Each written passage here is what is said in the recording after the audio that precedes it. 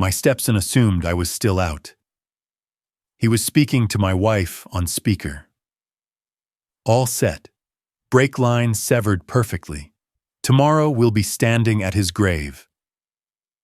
I didn't confront them. I didn't panic. I called for a tow, loaded the entire truck, and dropped it at his real father's place. Thought you'd want to see what your son's been working on. That one move turned a death sentence into the evidence that saved my life. Thanks for being here. Subscribe and drop your location in the comments. Heads up, this narrative blends drama with real-life strategy. Details are fictionalized, but the message about staying alive, that's absolutely true. The fried chicken was getting cold. I'd picked it up at Market of Choice 20 minutes ago, extra crispy, the way I always got it on Friday nights. Linda used to joke that I was predictable. Every Friday, Robert, like clockwork. I pulled into the driveway of 4156 Brookswood Boulevard at 11:30 p.m. October in Bend had turned cold early this year, and I could see my breath in the air as I grabbed the bag from the passenger seat. My Ford F-150 ticked as the engine cooled. 58 years old, and I still drove the same truck I'd bought a decade ago. I was halfway to the front door when I heard voices coming from the garage. Low, muffled. The side door was cracked open, just a sliver of light spilling onto the driveway. It's done. Clean cut, just like we planned. I knew that voice.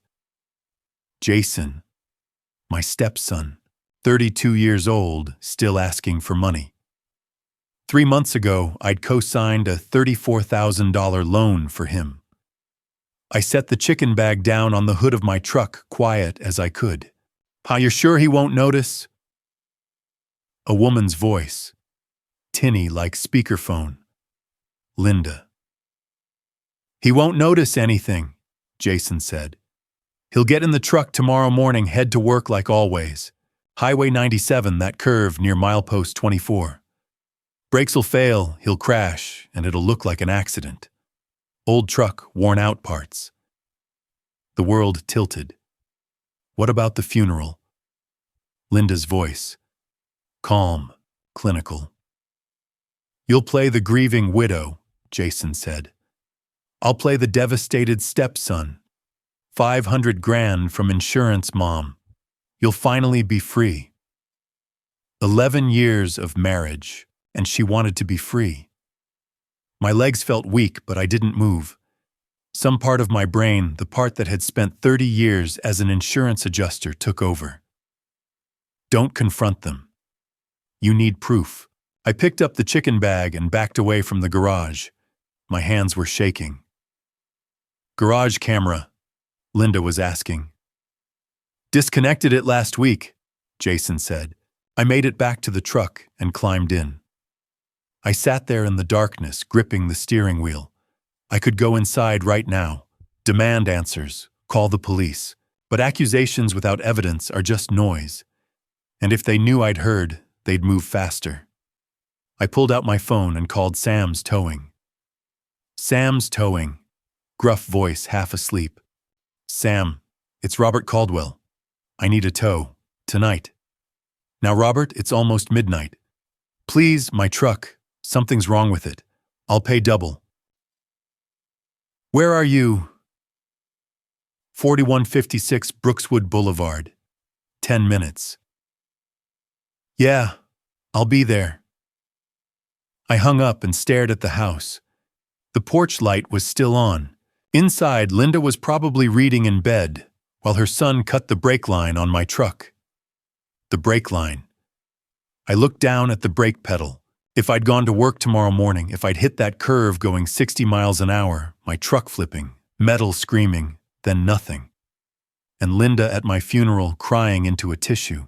Sam's tow truck rumbled up at 11:47 p.m., lights off. He climbed out, squinted at me. "You okay, Robert?" "I'm fine." "Can you load it up, quiet as you can?" "Where am I taking it?" "Redmond, E1267 Northwest Oak Street." "That's William Hayes's place." "Yeah." Sam didn't ask why. The F-150 lurched as the cables pulled it onto the flatbed.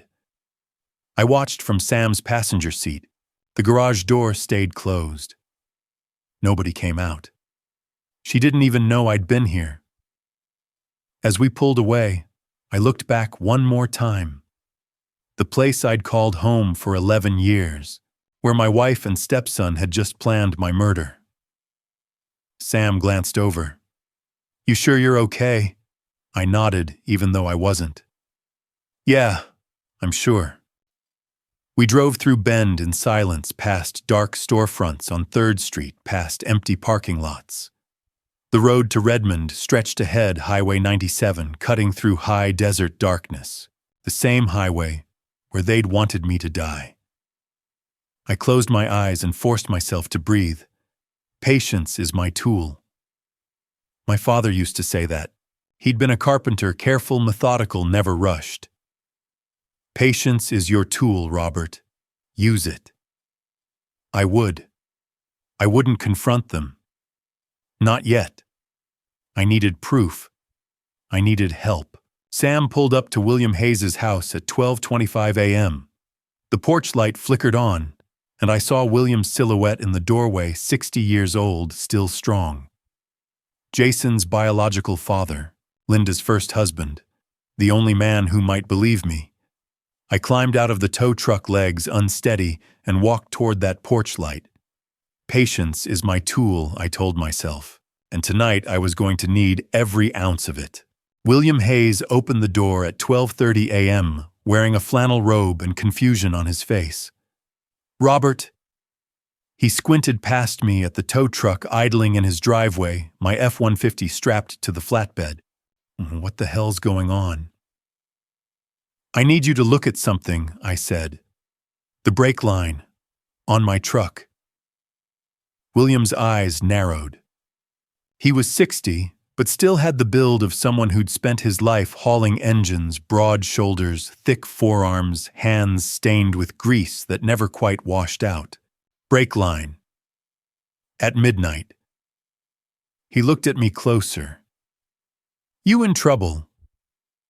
"I think so, yeah." He didn't ask anything else, just grabbed a flashlight from the hook by the door and walked past me in his slippers. Sam was already lowering the truck off the flatbed. "Thanks, Sam," I said.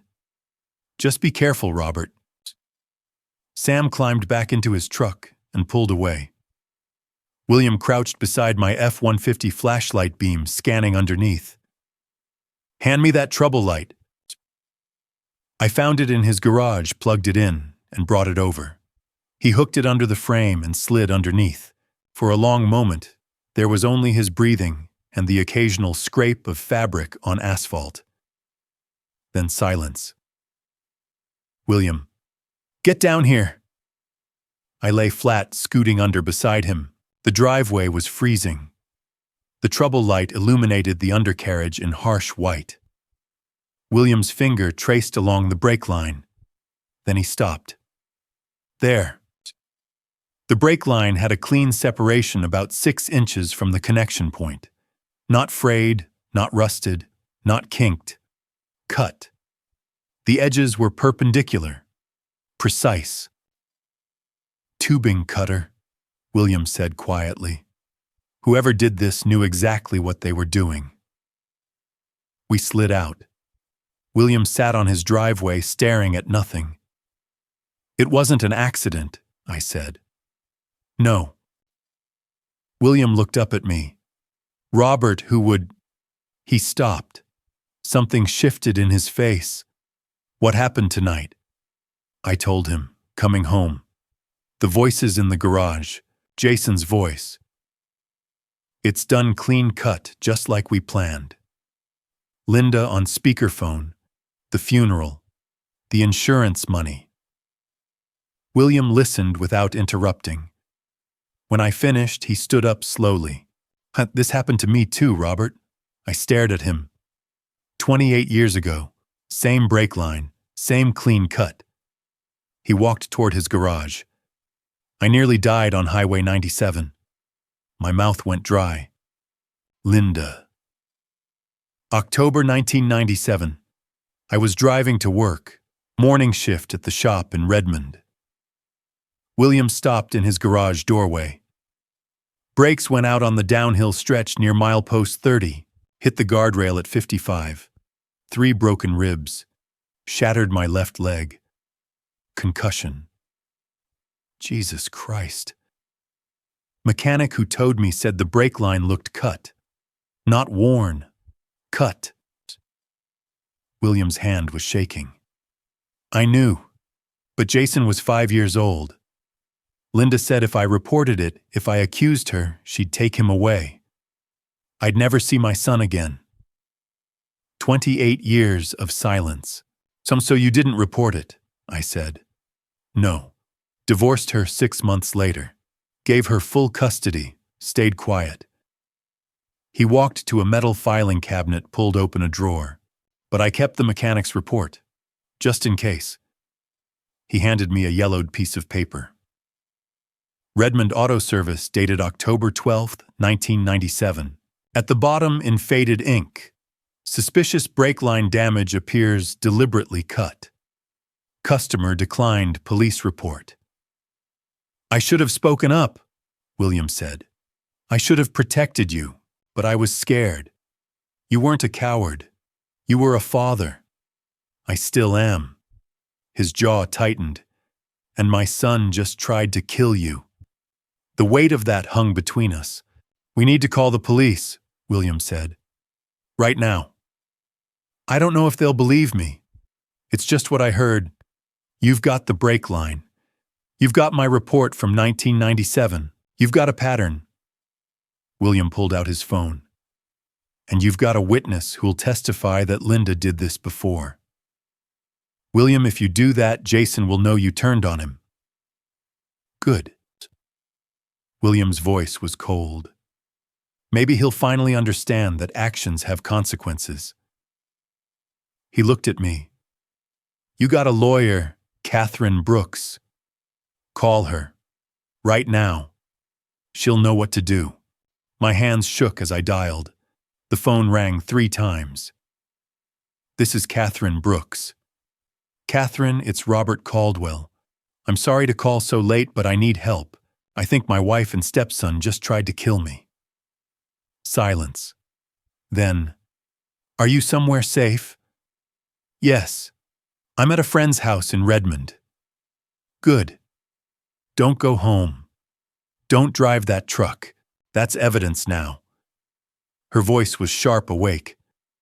Tell me everything. I told her. William stood beside me, arms crossed, staring at the truck. When I finished, Catherine was quiet for a moment. Okay, here's what's going to happen. You're filing a police report tonight. I'm calling Detective Harris. He's good. He'll take this seriously. Do not contact Linda or Jason. Do not go home. Do not confront them. Document everything. Okay. And Robert? This is going to get worse before it gets better. But you did the right thing by not confronting them. You stayed smart. Stay smart. I will. I'll meet you at the Deschutes County Sheriff's Office in 45 minutes. Can you get there? Yes. See you soon. She hung up. I lowered the phone. William handed me his phone. His hands were trembling. Call her again if you need to, he said. And Robert, I'm sorry. I should have spoken up 28 years ago. Maybe none of this would have happened. Maybe Jason would have grown up different. You did what you thought was right, I said. Yeah. William looked at the truck again, at the clean-cut brake line. And look where that got us. We stood there in his driveway. 2 men who'd loved the same woman once. 2 men who'd nearly died the same way. Bound now by a truth neither of us wanted to face. Jason had tried to kill me. Linda had orchestrated it. And somewhere in Bend, in the house on Brookswood Boulevard, they had no idea I knew. Not yet. Patience is my tool. But patience was running out. I didn't sleep. William offered me his guest room, but I sat in his kitchen instead, drinking coffee and staring at the mechanic's report from 1997. 28 years old. Proof that Linda had done this before. At 5:47 a.m., headlights swept across the window. Two vehicles pulled into the driveway, a Deschutes County Sheriff's cruiser and an unmarked sedan. A tall man in his mid-40s stepped out, badge clipped to his belt. Detective Harris. William opened the door before they could knock. "Mr. Hayes." Harris shook his hand, then looked at me. "You must be Robert Caldwell." "Yes, sir." "I'm Detective Marcus Harris. This is Deputy Turner and our forensic technician." He stepped inside, eyes scanning the scene. "Your lawyer said we've got a cut brake line and a conspiracy to commit murder." "That's right. Let's start with the truck." We walked outside. The sky was just starting to lighten. My F-150 sat in William's driveway like an accusation. The forensic tech knelt beside it, setting up work lights. She photographed the undercarriage from multiple angles, measuring, taking samples of leaked brake fluid. "Clean cut," she said after a few minutes. "Perpendicular edge. No fraying, no rust. This was done with a tubing cutter or similar tool." "How long ago?" Harris asked. "Minimal corrosion on the cut edge. Within the last 24 to 48 hours. Harris turned to me. "When's the last time you drove this?" "Yesterday afternoon. Around 3. Drove to work, came home 5:30, then went out at 11 to pick up dinner. Drove normally. No brake issues. None. So between 5:30 and 11 p.m. someone cut your brake line." Harris pulled out a notepad. "Where was the truck?" "In my garage, at home." "Who has access?" I swallowed. "My wife, Linda, and her son, Jason Hayes, my stepson." Harris wrote that down. "Tell me what happened last night," I told him. "Coming home at 11:30, hearing voices." Jason's words. "It's done clean cut, just like we planned." Linda on speakerphone. The talk about Highway 97, the funeral, the insurance money. Harris didn't interrupt. Just wrote. "Did you see them?" "No, I heard them through the side door." "Did they see you?" "I don't think so. I called the tow truck and came here." Smart. Harris looked at William. "And you found the cut brake line?" "Yes, sir. Around 12:45. William handed him the 1997 report. "And this is from when it happened to me." Harris read it slowly. His jaw tightened. "You're Jason's father. Biological father. And Linda was your wife. From 1995 to 1998. You think she tried to kill you in 1997? I know she did. Same method. Same brake line." William's voice was flat. "I kept quiet because she threatened to take Jason away." Harris tucked the report into his jacket. "This isn't just attempted murder, it's a pattern. We can use this." Deputy Turner spoke up. "We should get the truck to impound before rush hour." "Good call." Harris turned to the tech. "How much more time?" 5 minutes. She worked fast, sealing evidence bags. When she finished, Deputy Turner called for an official tow truck. Harris turned back to me. "I need a formal statement at the station. But first, any marital problems, financial issues, motive beyond insurance." I thought about the last few months. Linda's distance, separate bedrooms. We've had problems, growing apart. I paused. 3 months ago, Jason asked me to co-sign a loan. $34,000, said it was for business. Harris wrote that down. "Did he pay you back?" "Not a cent." "Anything else?" "Any unusual incidents recently?" I hesitated. "Small things. I fell down the stairs 3 months ago. Bruised my back. 6 weeks ago, I got food poisoning, ended up in the ER.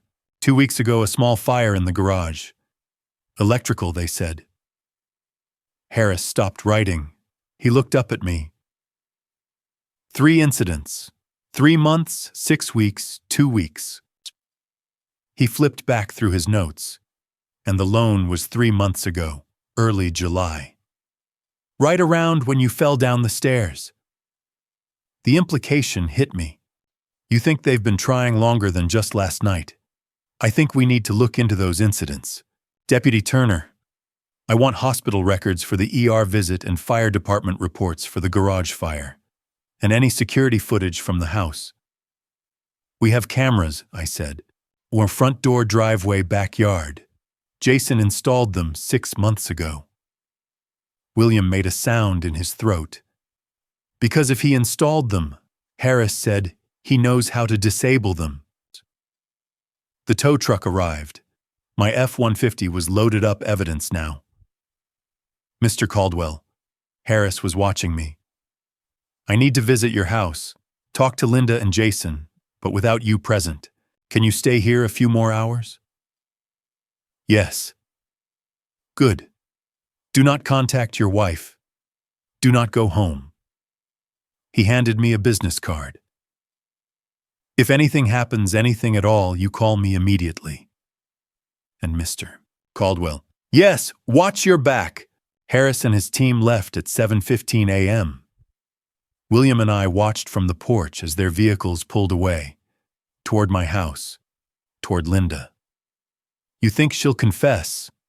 William asked. No. I thought about Linda's voice last night. Calm, clinical.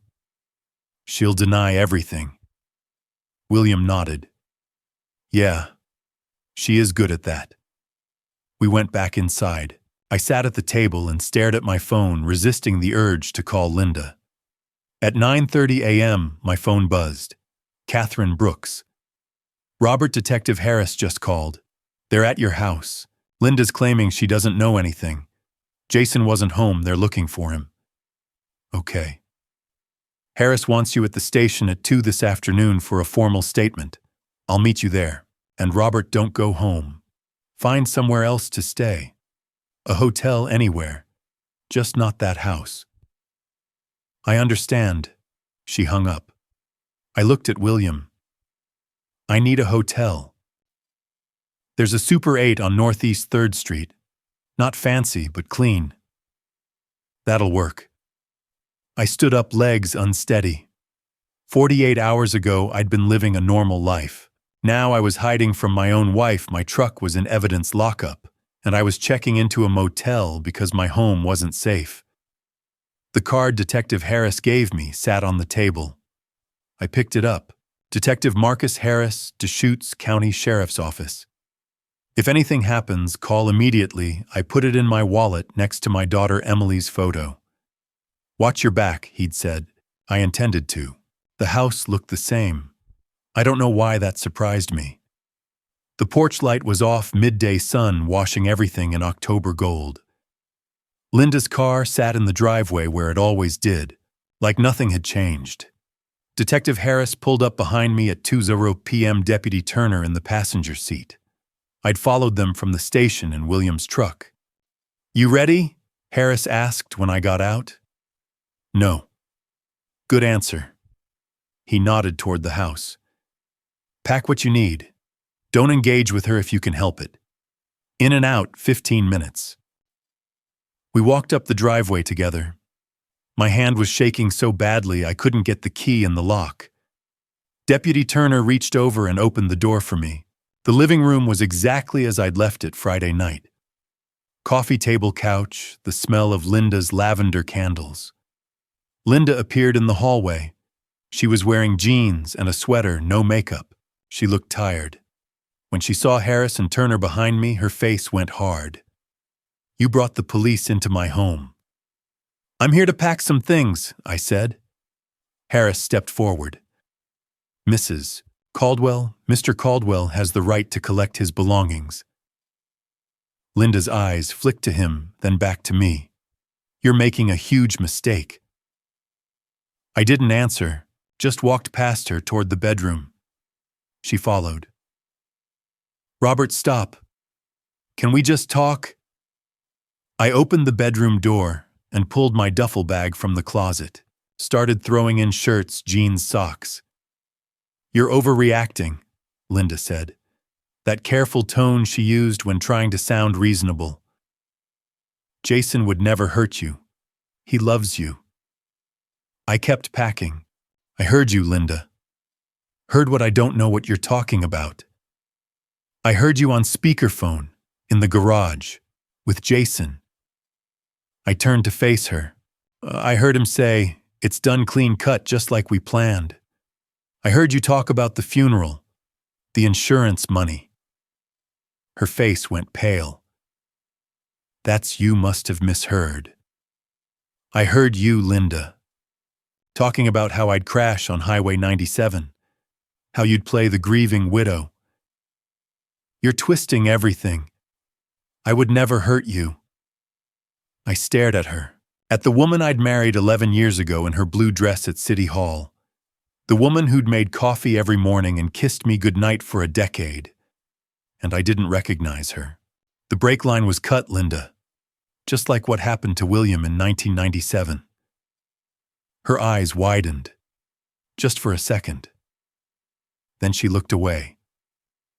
I don't know what you're talking about. Yes, you do. I grabbed my documents folder from the dresser, birth certificate, passport, insurance papers. Found the photo of Emily from last Christmas. On Linda's nightstand, I saw our wedding photo, small silver frame, both of us grinning. I looked at her face in that photo. Younger, happier, or maybe just better at pretending. I set it back down and walked out. Linda followed me to the front door, her voice rising. You're making a mistake. Jason didn't do anything. You're going to ruin his life. I know what I heard. Then you're crazy. Her mask was cracking. You're paranoid and I should have left you years ago. Harris stepped between us. Mrs. Caldwell, that's enough. She stopped, breathing hard, staring at me with something I couldn't name. Anger, fear, hatred. I walked out the door and didn't look back. The Super 8 on Northeast 3rd Street smelled like industrial cleaner and old carpet. The clerk barely looked up when I checked in. Room 217, second floor overlooking the parking lot. One bed, one TV, one window with blinds that didn't quite close. I dropped my duffel bag on the bed and sat down. The silence was overwhelming. I pulled out my phone and called Emily. She picked up on the second ring. Dad. Hey, sweetheart. I need to tell you something. Okay. I'm not living at home right now. I'm at a motel. Linda and Jason tried to hurt me. The police are involved. I'm safe. But I wanted you to know. Silence. Then what? They cut the brake line on my truck. They wanted me to crash. For the insurance money. Dad, are you serious? Are you okay? Where are you? I'm at the Super 8 in Bend. I'm okay. The police know. My lawyer knows. I'm coming down. Emily. No, Dad, I'm coming. I can be there in 3 hours. Sweetheart, please. Wait. Let the police do their job. If I need you, I'll call. I promise. She was quiet. Then, you promise you're safe. I promise. Okay. But I love you, and I'm so glad you're okay. I love you too, kiddo. I hung up and called Catherine Brooks next. Robert, how'd it go? I got what I needed. I'm at the motel. Good. We need to meet tomorrow. 9 a.m. my office. We'll go over everything. Detective Harris will be there too. Okay. And Robert, don't contact Linda or Jason. If they reach out, screenshot everything and send it to me. Understand, I understand. Get some rest. She hung up. I lay back on the motel bed and stared at the ceiling. Water-stained tiles, a crack running from corner to corner, the hum of the ice machine down the hall, 11 years of marriage, all a lie. And somewhere out there, Jason and Linda were planning their next move. But so was I. Catherine Brooks' office was on the second floor of a brick building downtown overlooking Wall Street. Through the window, I could see people walking with coffee cups, living normal lives. I envied them. Detective Harris arrived at 9 a.m. sharp, carrying a manila folder. Catherine was already at her desk reading, glasses on yellow legal pad ready. Robert. She gestured to the chair. Sit. Harris took the seat beside me and opened the folder. Mr. Caldwell, what I'm about to tell you is going to be difficult to hear. My stomach tightened. You mentioned 3 incidents yesterday. The stairs, the food poisoning, the garage fire. He met my eyes. They weren't accidents. The office went quiet. What do you mean? I mean, someone tried to harm you. Multiple times. Based on the evidence, we believe Jason and Linda were responsible for all of them. Catherine leaned forward. Walk us through it, Detective. Harris flipped to the first page. 3 months ago, July 4th, you fell down the stairs. Bruised vertebrae, mild concussion. We found oil residue on the steps. Mineral oil. Someone put it there deliberately. He showed me a photo, the wooden stairs with a faint sheen under special lighting. I could have broken my neck. The ER report said you were lucky. The fall could have been fatal. Harris flipped the page. This happened the day after you co-signed Jason's loan. $34,000. My chest felt tight. 6 weeks ago, August 20th. You were admitted to the hospital with severe food poisoning. The tox screen showed high levels of bisacodyl prescription strength laxative. You were sick for 3 days. Linda made me soup, I said slowly. Every few hours. The medical records show only you got sick. No one else in the household. She poisoned me. Harris pulled out more documents. 2 weeks ago, September 23rd, the garage fire at 2 a.m. The fire marshal's report showed accelerant gasoline. We obtained footage from your neighbor's security camera. Mrs. Henderson, 2 houses down. He showed me a grainy image. Timestamp 2:17 a.m. A figure in dark clothing walking toward my garage. That's Jason, Harris said. And this, another image. Jason pouring liquid from a container. Gasoline, near your electrical outlet.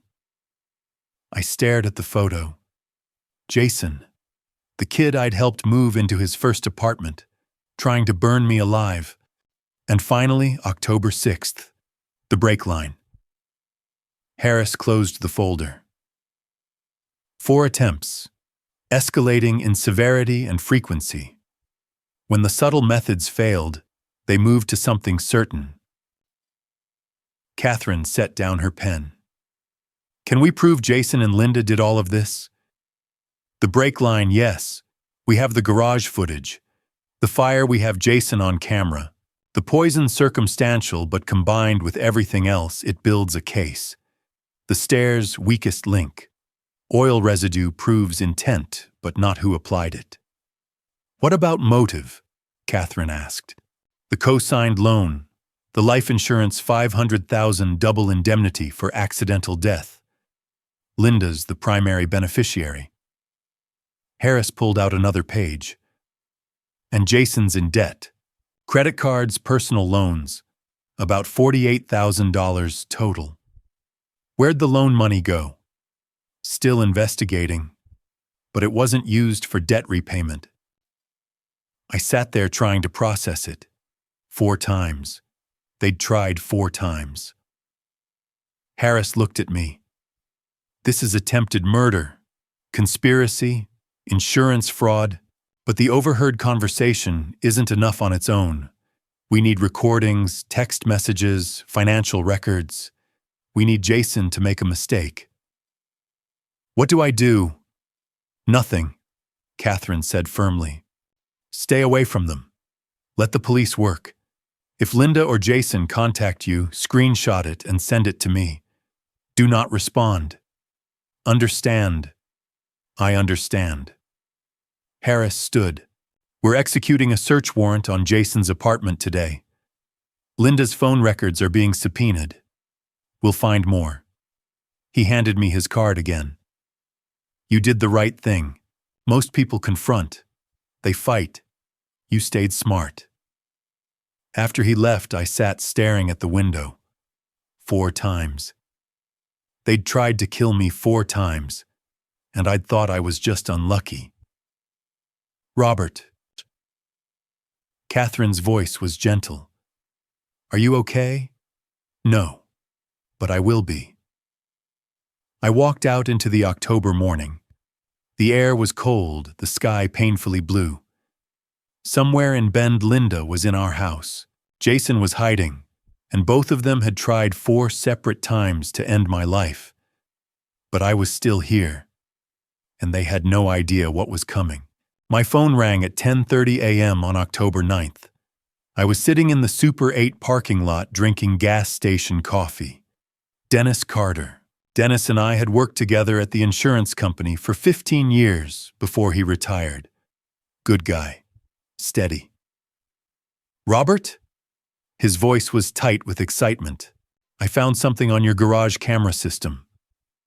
What garage camera? The hidden one. You installed it 6 months ago when your tools went missing. Remember, it came back to me. Last spring, a drill had vanished. I'd bought a small camera, tucked it in the corner near the ceiling, then forgot about it. Jesus, I completely forgot.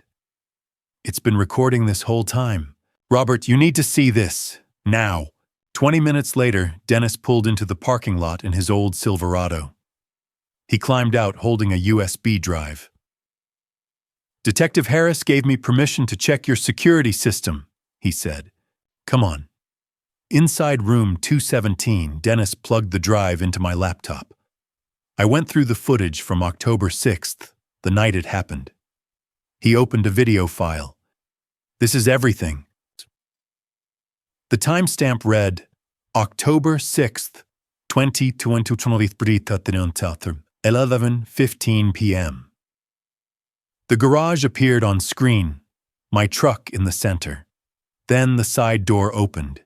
Jason stepped in. Dark hoodie phone pressed to his ear. He moved quickly, crouched beside the truck, pulled out a tubing cutter. Yeah, I'm here now, Jason said. His voice was clear. Linda's voice came through the phone speaker. Be careful. Make sure it's clean. I know what I'm doing, Mom. Jason slid under the truck, positioned the cutter on the brake line, squeezed the handles. The line separated. Clean cut. He slid back out, examined the cutter. It's done. Clean cut, just like we planned. Good. Linda's voice was calm. He'll get in the truck tomorrow morning. Highway 97, that curve near milepost 24. Brakes will fail. He'll crash. It'll look like an accident. Old truck, worn parts. What about the camera system? Disconnected the main ones last week. Told him they needed an update. But he'd missed the one in the corner. Make sure the garage looks normal, Linda said. I'll be at book club until 11:30. I'll act devastated at the funeral. Jason laughed. 500 grand, Mom. You'll finally be free. We both will be. Now get out before he comes home. Jason left through the side door. The timestamp read 11:28 p.m. I'd arrived at 11:30, 2 minutes. Dennis paused the video. Robert, this is everything. His face, The cut, the conversation, everything. I stared at the frozen image. Jason in my garage, smiling. "I made 3 copies," Dennis said. "One here, one on my cloud, one in my safe deposit box. This doesn't disappear." "Thank you." My voice cracked. "Call Detective Harris. Right now." After Dennis left, I sat holding the USB drive, staring at the paused screen. I looked at the timestamp, 11:15 p.m. October 6, 2023, 15 minutes before I came home. 15 minutes that would change everything. I called Detective Harris. He arrived 40 minutes later, watched the video twice without speaking. When it ended, he looked at me and said, "This is everything we need." He left with all 3 copies. That was October 9th. By October 10th, I'd barely slept. Every time I closed my eyes, I saw Jason's face, heard Linda's voice, saw my truck flipping on Highway 97. At 3:00 a.m., I woke up and I couldn't breathe. My chest was tight. My heart slammed against my sternum. The room spun. My left arm tingled. Numb, heart attack. I fumbled for my phone, knocked it to the floor. My hands shook. 911, what's your emergency? I can't breathe. My chest, my arms numb. I think I'm having a heart attack. Stay calm. What's your location? Super 8, Northeast 3rd Street, Bend, room 217. I lay on the motel floor, phone pressed to my ear.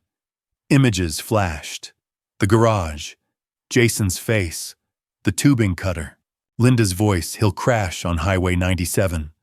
My truck flipping, metal screaming. Linda at my funeral in black. They tried to kill me 4 times. The paramedics arrived in 6 minutes. Blood pressure cuff, stethoscope. BP's 190/110. Heart rate 142. They loaded me onto a gurney. Ambulance, sirens, IV line. St. Charles Bend Medical Center at 3:40 a.m. ER, monitors beeping. A doctor appeared. Late 40s, graying hair, wire-rimmed glasses. "Mr. Caldwell, I'm Dr. Michael Foster. What happened?" "Woke up, couldn't breathe, chest pain." Dr. Foster examined the monitors. "Your EKG looks normal. No cardiac event. But your blood pressure is very high. I think you had a panic attack. Severe." He sat down. "Has anything traumatic happened recently?" I almost laughed. "Yeah. Tell me." I did.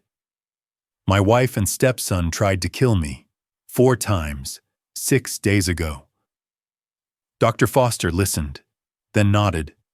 "Your body is responding to trauma. The chest pain, the difficulty breathing, that's fight or flight. Your body thought you were in danger. But I wasn't. I was sleeping. Your body doesn't know that. Trauma doesn't follow a schedule." He wrote on a chart. "I'm prescribing medication for anxiety, short term, and referring you to a therapist. Dr. James Patterson." "I don't need a therapist." "With respect, yes, you do. What you've been through would break most people. You can't do this alone." The monitors beeped. My heart rate was coming down. 92. 85. "We'll keep you for observation. Anyone we can call?" "My daughter, Emily."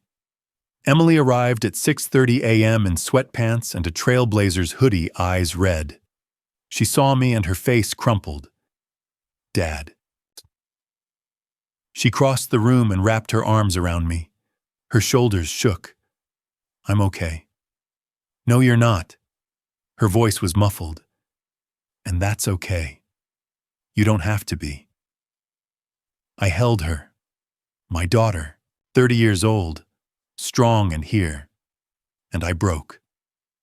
The sobs came from somewhere deep, somewhere I'd been holding closed since October 6th, since I'd heard Jason's voice, since I'd realized my wife wanted me dead. Emily held me while I cried, just held me. The monitors beeped steadily. Heart rate 78. Blood pressure 156/95 coming down. When I stopped, Emily wiped her eyes. I'm staying. I already called work. I'm not leaving you alone. Emily, you don't have to. Yes, I do. She took my hand. Dad, you're safe now. We're going to get through this. Together. I looked at her face. My daughter. The best thing I'd ever done. Together, I said. Emily was making coffee in the motel kitchenette when my phone rang on October 12th. She'd been staying with me for 2 days, sleeping on the pull-out couch, making sure I ate. Detective Harris. Mr. Caldwell, we found something at Jason's apartment. I put the phone on speaker. What is it? A burner phone, hidden in his dresser drawer. It contains a text thread between Jason and Linda. Everything we needed. Emily's hand froze on the coffee pot. Can you come to the station? Catherine Brooks is already here. We'll be there in 20 minutes. The Deschutes County Sheriff's Office conference room was small and windowless. Harris had a laptop open, Catherine beside him with her yellow legal pad. Robert, Catherine gestured to a chair. Emily. Harris turned the laptop toward us. We executed the search warrant yesterday. Found this phone taped inside a dresser drawer, prepaid burner. The only contact saved is M. We pulled Linda's phone records. The number matches. He scrolled to the messages. September 20th, 11:47 p.m. M. The fire didn't work. We need something certain. September 21, 8:23 a.m. J. I know. I'm thinking. September 25, 9:14 p.m. J. What if we make it look like the truck just failed brake line? Simple. Clean. October 3rd, 10:31 p.m. M Insurance pays $500K if it's an accident. Double for accidental death. J Jesus. $1 million M. If it's ruled accidental death, yes. But it has to look natural. October 5, 7:42 a.m. J brake line. It'll look like old truck worn out. Perfect. October 6, 10:30 a.m. M. Do it tonight. He's going to the store. I'll be at book club. J, you sure? M, I'm sure. By tomorrow night, this will all be over. Harris stopped scrolling. 43 messages total. They discuss the fire, the brake line, the insurance payout. This establishes premeditation, conspiracy, and financial motive. Catherine wrote on her pad. This is admissible, Tom? Yes. Found during a legal search. And we have Linda's phone records matching these timestamps. I stared at the screen. The messages were cold, clinical, like they were discussing a home repair, not murder. Make it look natural. Emily's hand found mine under the table. What happens now? I asked. We arrest them, Harris said. Tomorrow morning, conspiracy to commit murder, attempted murder, insurance fraud. With the garage video, this phone, and William's testimony about 1997, we have everything. Catherine looked at me. Robert, you'll need a restraining order. I'll file today. And we need to discuss property division and civil suits. Civil suits. You can sue for damages. Emotional distress, attempted murder. Jason's in debt, but Linda has assets. The house retirement accounts. I thought about the house on Brookswood Boulevard. 11 years of mortgage payments. My money. I want the house, I said. We'll make that happen. The court won't let her profit from trying to murder you. Catherine made a note. You'll get the majority of marital assets. Harris closed the laptop. Mr. Caldwell? They don't know we have this phone yet. They don't know about the garage video. Tomorrow morning when we arrest them, it'll be a shock. Linda might call you. Try to explain. Try to manipulate. If she does, do not respond. Screenshot everything and send it to Catherine. I won't. Good. Harris stood. This is almost over. Arrests tomorrow. Preliminary hearing in 2 weeks. But Robert, you did everything right. You stayed smart. You gathered evidence. That's why you're still alive. Emily drove me back to the Super 8. We didn't talk. Back in room 217, I sat on the bed and stared at my phone. Tomorrow, Linda and Jason would be arrested, handcuffed, read their rights, taken to jail, and they'd finally know that I knew. The messages played in my head. Cold. Calculated. By tomorrow night, this will all be over. They'd been wrong. Tomorrow night, I'd still be alive, and they'd be in jail. The messages were cold, clinical, like I was a problem to solve, not a person, not a husband, not a stepfather, just an obstacle worth $500,000. Emily sat beside me. Dad, you okay? No. I looked at her. But I will be. She leaned her head on my shoulder. Yeah, you will. Emily woke me at 6:45 a.m. on October 13th with coffee and the news. Dad, turn on your phone. Detective Harris has been trying to reach you. I'd silenced it overnight, trying to sleep without the medication for the first time since the hospital. My hands were steadier now. The panic attacks hadn't returned. 3 missed calls, 2 texts. Harris arrests made 6 a.m., both in custody. Call when you're up. I called him back. He answered on the first ring. Mr. Caldwell, Linda and Jason were arrested this morning at their respective locations. No incident. They're being processed at Deschutes County Jail right now. Preliminary hearing is set for October 20th. I sat down on the motel bed. They're actually in jail. Yes, and they're going to stay there. The prosecutor's asking for no bail flight risk danger to you. The judge will likely grant it. Emily squeezed my shoulder. There's something else, Harris said. I need to interview someone today. Stephen Pierce. Your neighbor said she saw him visiting Linda frequently over the past several months. Late-night visits. We need to know if he was involved. You think he knew about the plan? I think we need to ask him. I'll let you know what we find.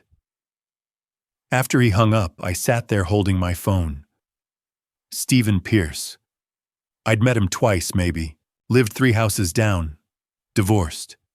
Worked in tech, I think. Linda had mentioned him once. Nice guy, helps with yard work sometimes. Helps with more than yard work, apparently. Detective Harris interviewed Stephen Pierce at 10:30 a.m. in the same conference room where I'd seen the burner phone messages. I wouldn't learn the details until later, but Harris told me the broad strokes that afternoon. Stephen had denied everything at first. Didn't know what Harris was talking about. Linda was just a neighbor. Friendly.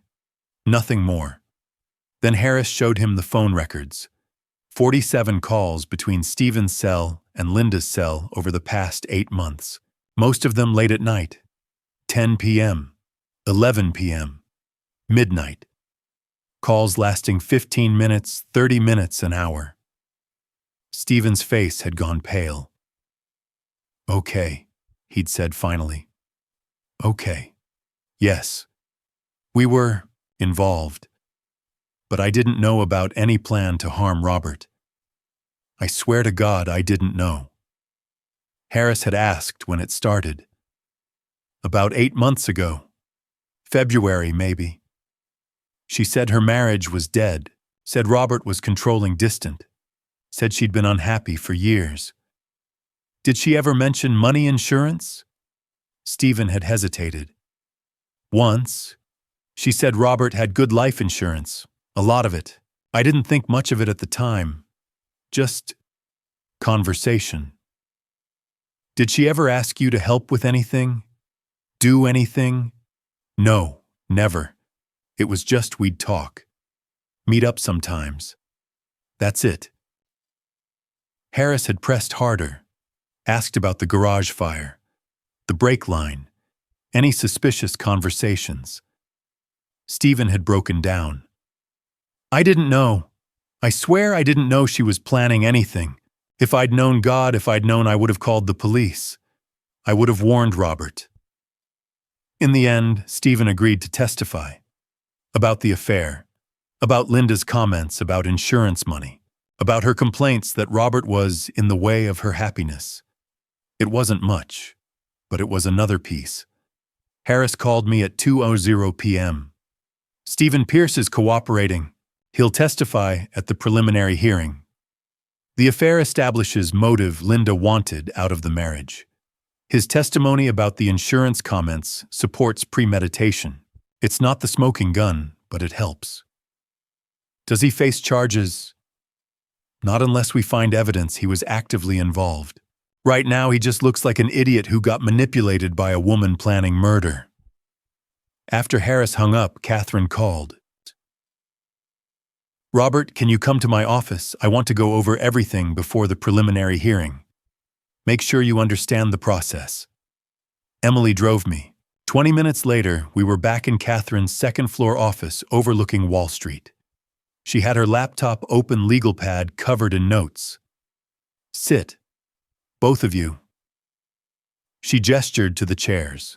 The preliminary hearing is in 1 week, October 20th. Here's what's going to happen. She walked us through it. The prosecutor, James Norton, Deschutes County, would present evidence to establish probable cause.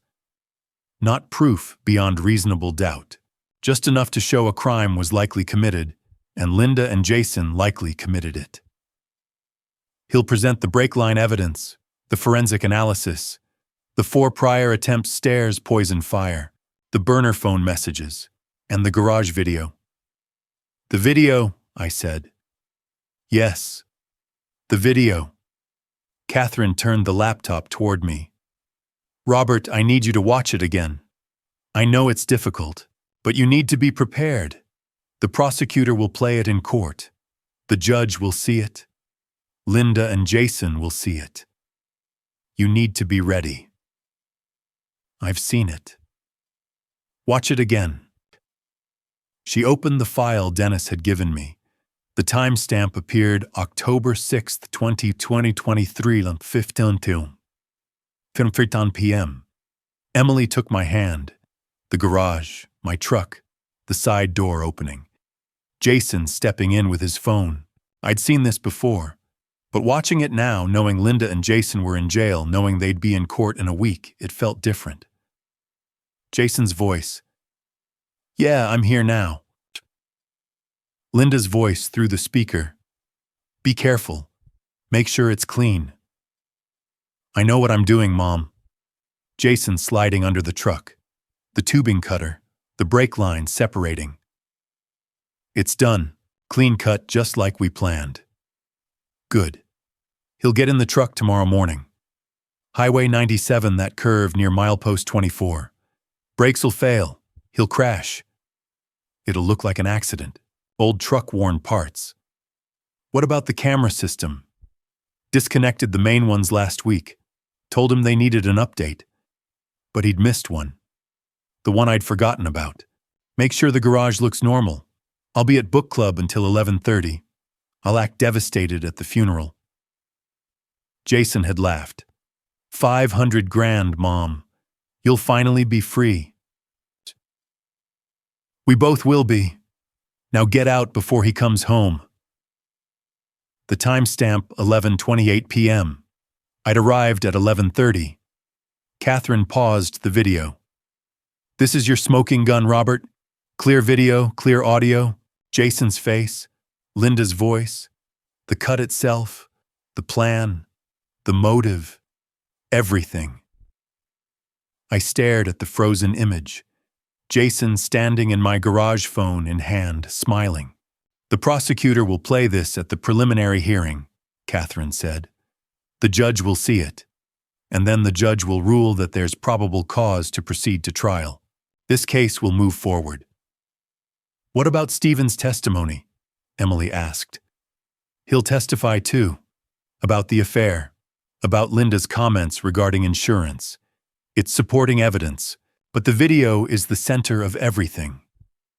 Catherine closed the laptop. Robert, with this evidence, they're going away for a long time. The preliminary hearing is just the beginning. After that, there will be plea negotiations, maybe a trial. But this video, this changes everything. When will I have to testify? I asked.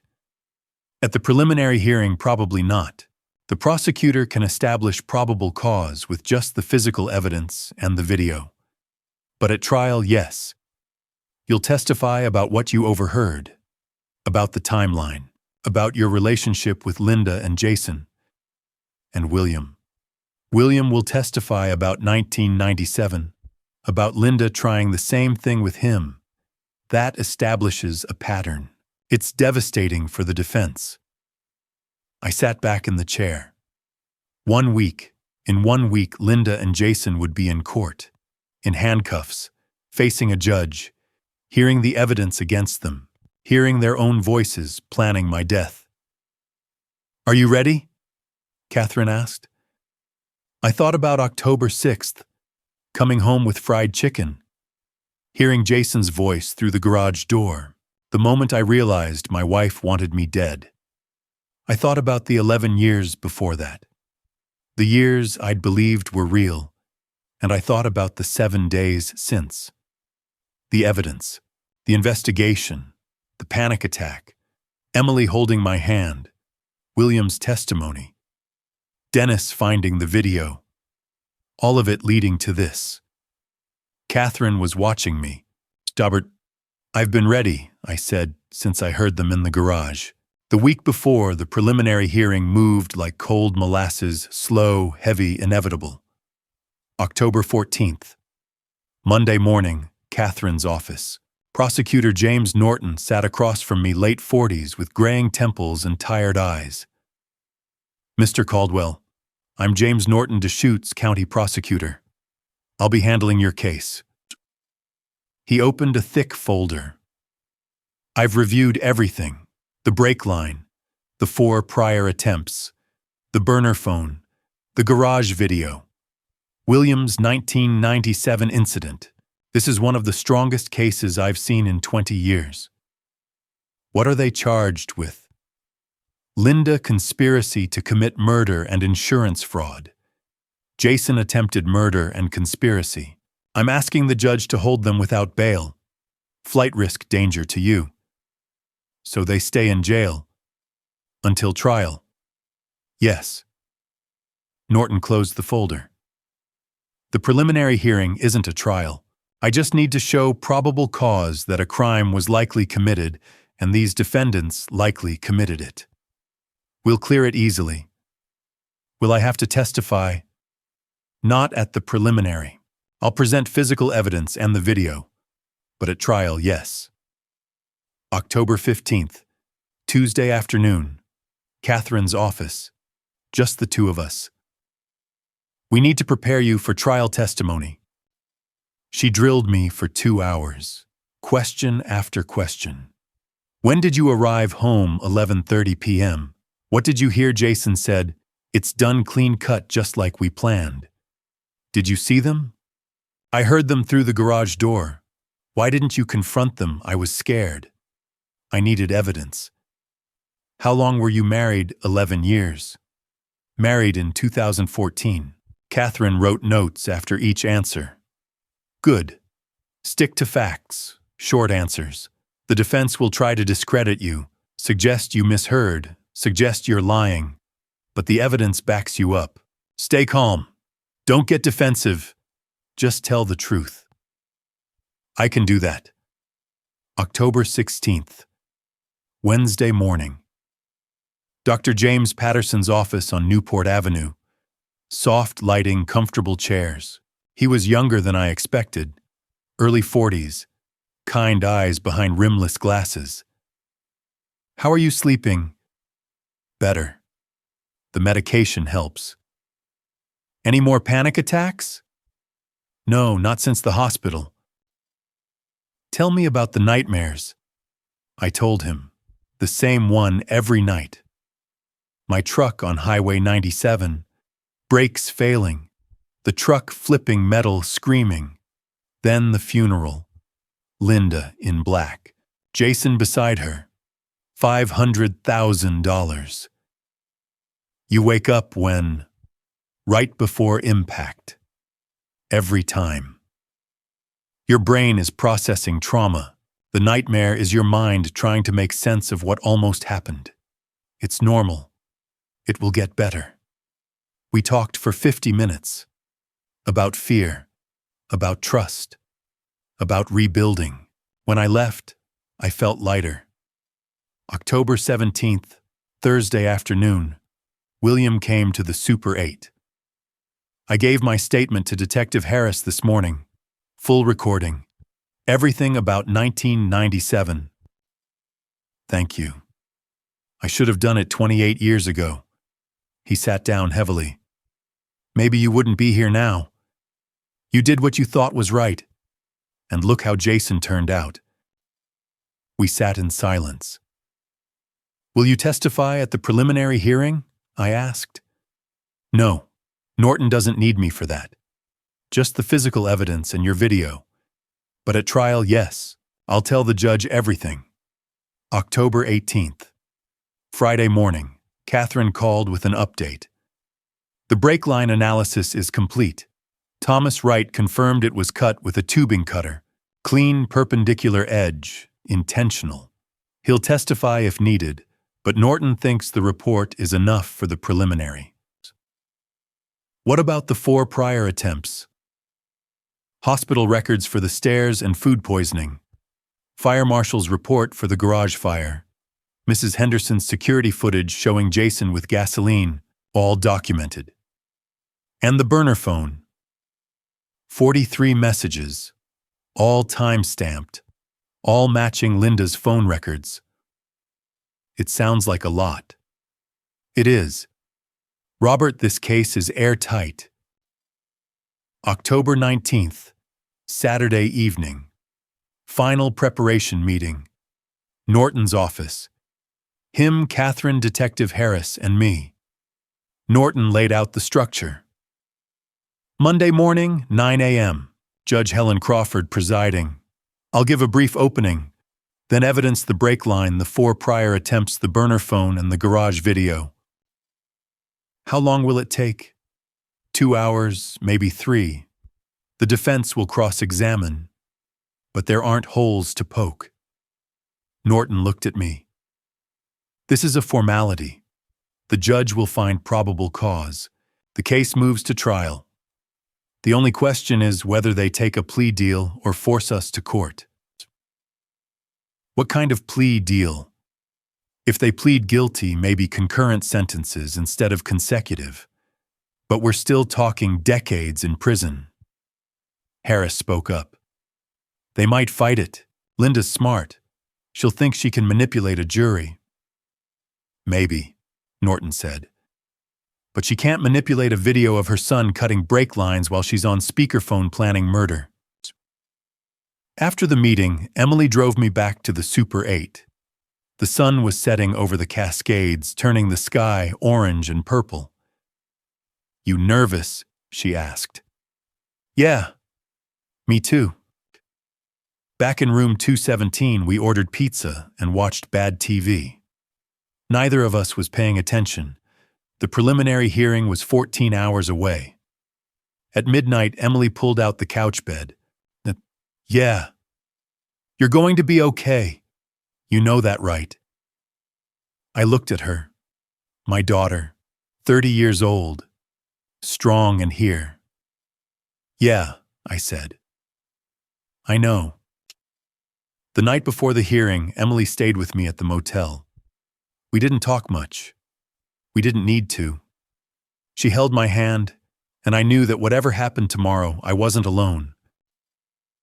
The Deschutes County Courthouse at 1100 NW Bond Street was all granite and glass built in the 90s with that institutional coldness courthouses always had. Emily and I arrived at 8:30 a.m., 30 minutes early. Catherine met us at the entrance. "Ready?" I nodded. I wasn't, but I nodded anyway. Inside the courtroom was smaller than I expected. Wood paneling, fluorescent lights, rows of benches like church pews. Judge Helen Crawford's bench sat elevated at the front, the Oregon State seal mounted on the wall behind it. Linda and Jason were already there, sitting at the defense table with Attorney Douglas between them. Linda wore a dark blue dress, hair pulled back, no makeup. She looked small, defeated. Jason wore a collared shirt and slacks, hands folded on the table. Neither of them looked at me. We sat in the front row behind the prosecutor's table. Prosecutor Norton was arranging papers, Detective Harris beside him. William sat 2 rows back alone. At exactly 9:00 a.m., the bailiff stood. "All rise. The Honorable Judge Helen Crawford presiding." Judge Crawford entered. 65, gray hair in a tight bun, black robe, reading glasses on a chain around her neck. She sat, surveyed the room. "Be seated.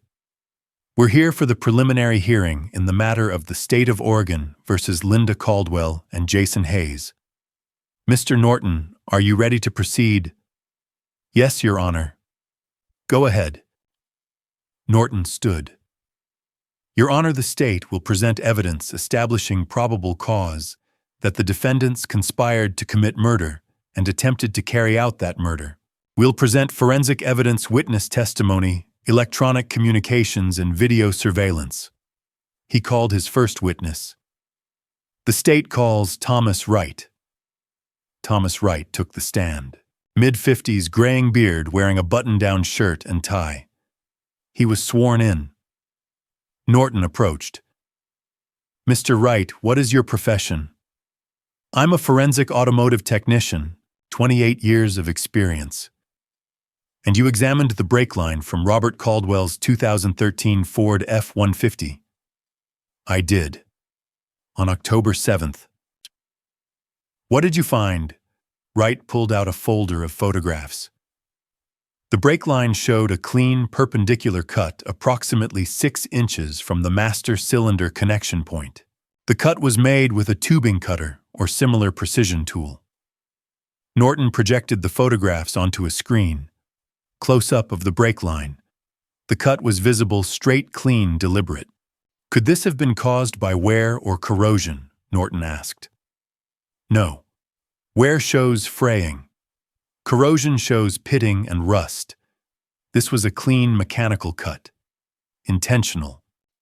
In your expert opinion, what would happen if someone drove this vehicle? The brake line would leak fluid rapidly. Within minutes, the brakes would fail completely. At highway speeds, the driver would have no ability to stop. Could this have resulted in death? Absolutely, especially on a curving mountain highway. Norton nodded. No further questions. Attorney Douglas stood. He was younger than Norton, early 40s, expensive suit. He approached the stand. "Mr. Wright, you said the cut could have been made with a tubing cutter or similar tool. So you can't definitively say what tool was used. A tubing cutter is the most likely. But you can't say for certain. No tool leaves a unique signature like a fingerprint, if that's what you're asking. But the cut is consistent with a tubing cutter."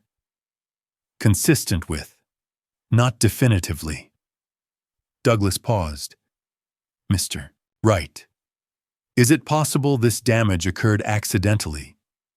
During maintenance, for example?" "No. The location and angle of the cut indicate intentional severing. And there's no evidence of recent maintenance on this vehicle."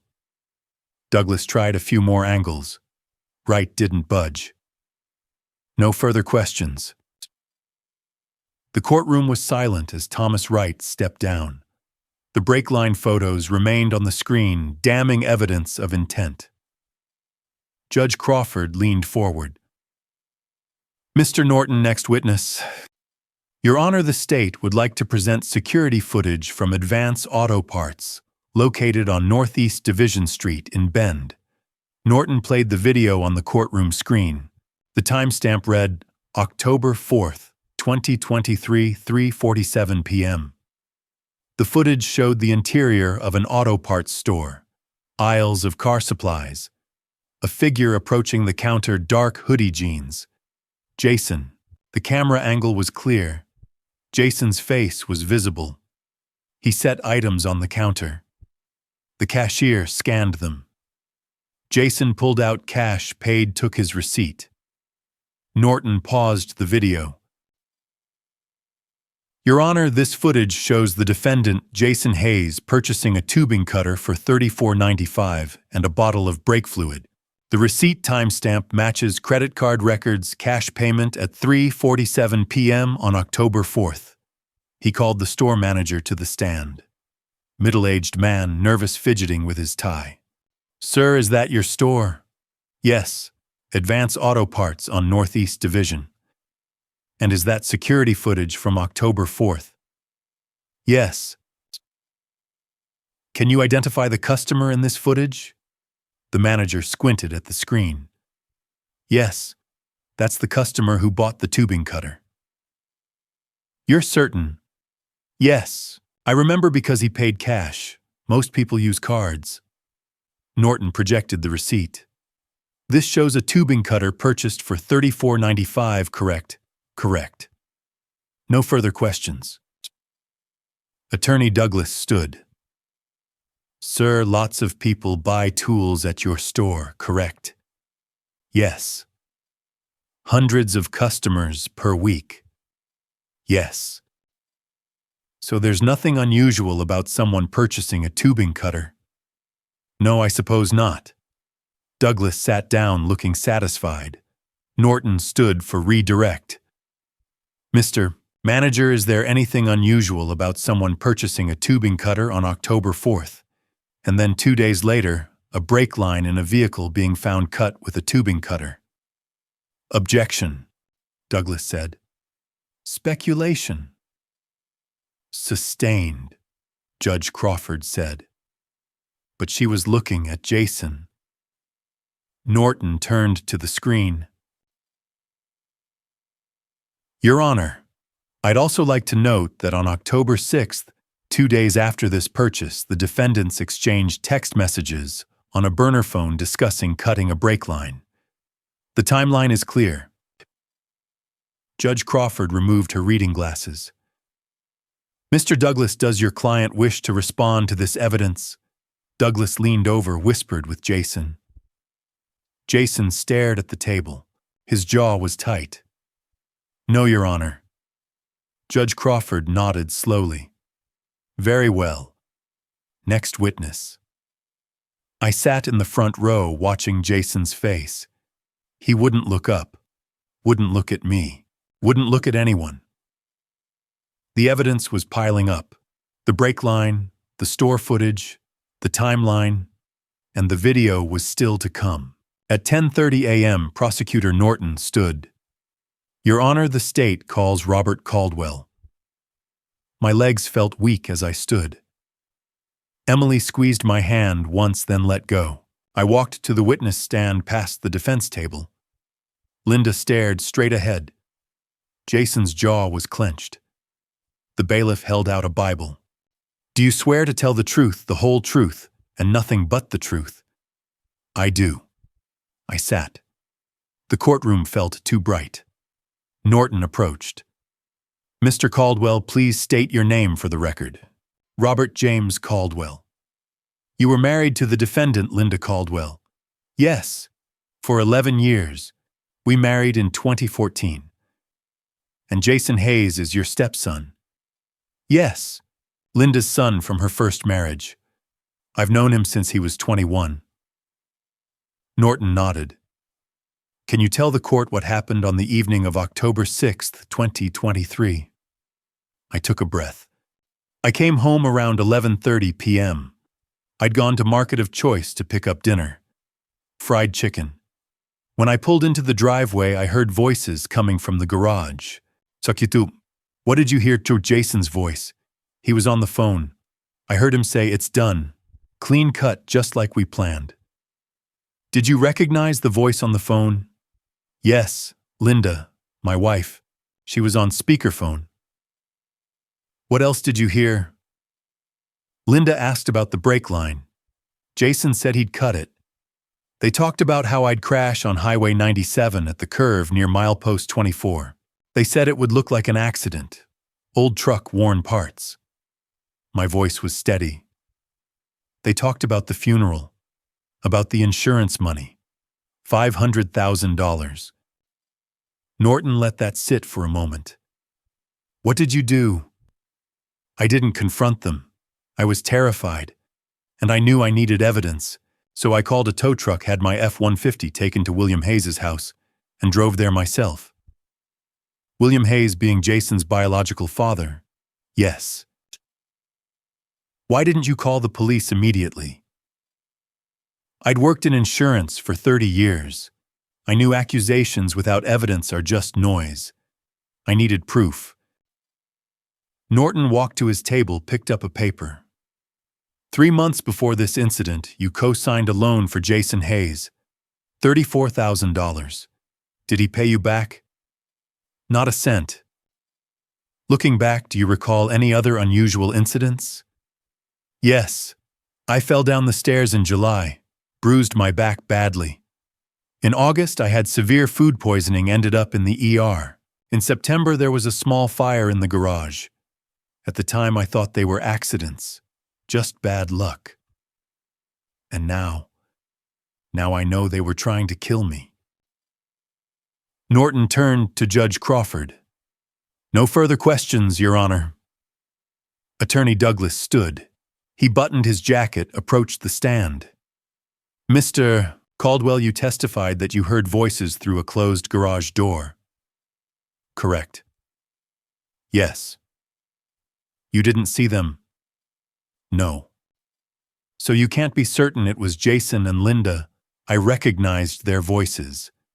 But in the dark, from outside through a door, isn't it possible you misheard, misunderstood? No. You'd been married to Linda for 11 years. Had there been problems in the marriage? Some. We'd grown apart. Separate bedrooms? Yes. For the last 6 months. Isn't it possible, Douglas said carefully, that you heard something ambiguous, and because of marital tension, you interpreted it as something sinister? I looked at him. I heard my stepson say he cut my brake line. I heard my wife agree to the plan. I heard them discuss my funeral and the insurance payout. There was nothing ambiguous about it. But you didn't record it. No. So we only have your word. You also have the cut brake line, the 4 prior attempts, the burner phone messages, the garage video showing Jason cutting the brake line while Linda was on speakerphone. I kept my voice level. The evidence backs up what I heard. Douglas paused. Mr. Caldwell, isn't it true that you stand to gain financially from this divorce? The house, Linda's retirement accounts. I stand to gain by staying alive. That's not what I asked. Counselor Judge Crawford interrupted. Move on. Douglas tried a few more questions. Suggested I was confused. Suggested I wanted revenge. I answered each one calmly, factually. The evidence speaks for itself. Finally, Douglas sat down. No further questions. Norton stood. Redirect, Your Honor. Go ahead. Mr.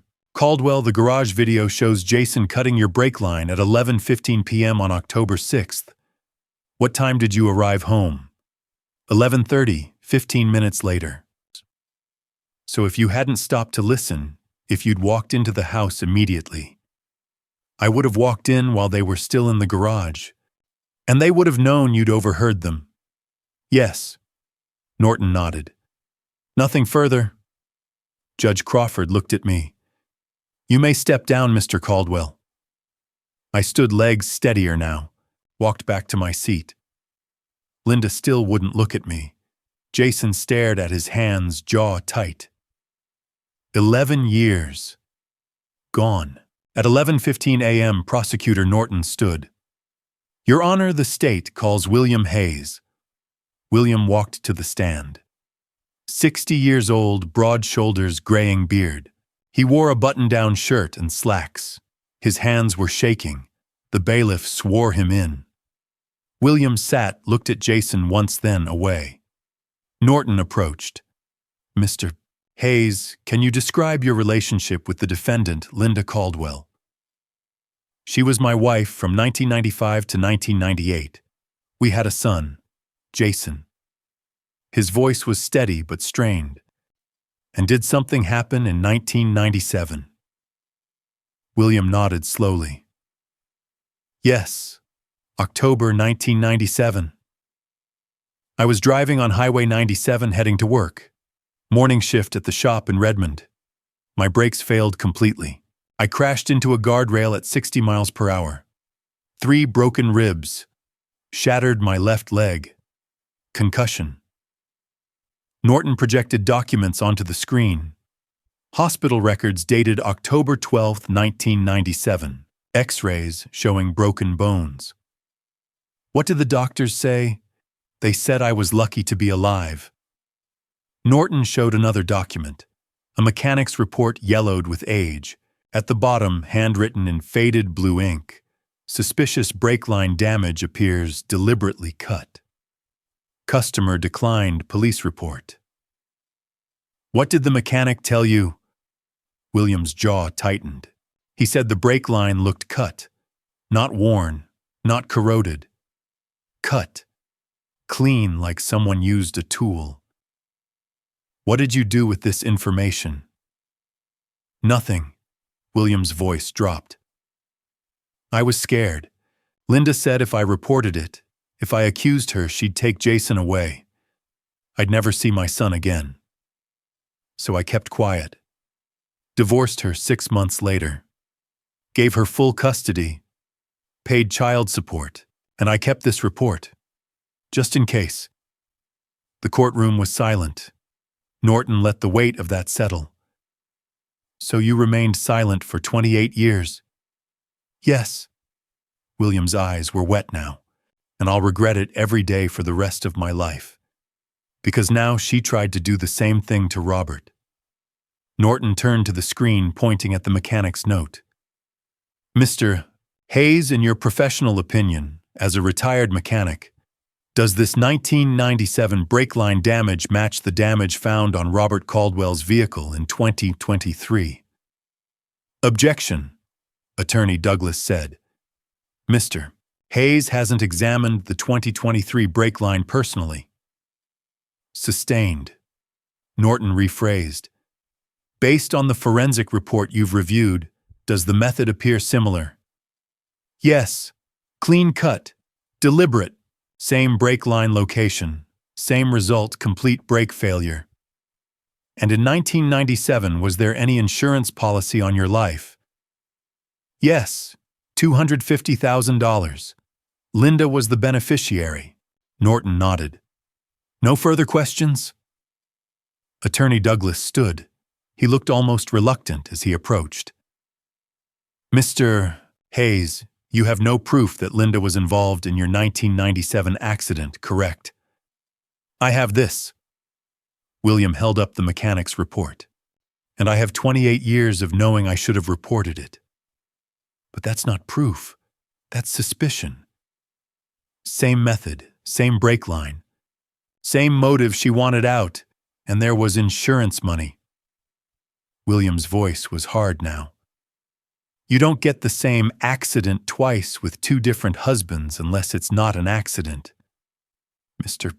Hayes, you and Linda divorced in 1998. Isn't it possible you harbor resentment, that you're trying to implicate her now out of anger?" William stared at him. "I'm trying to stop her from killing someone. Again. But you stayed silent for 28 years. Why speak up now? Because I was a coward then, and I won't be a coward now. William looked at Jason. My son tried to kill Robert. My ex-wife orchestrated it.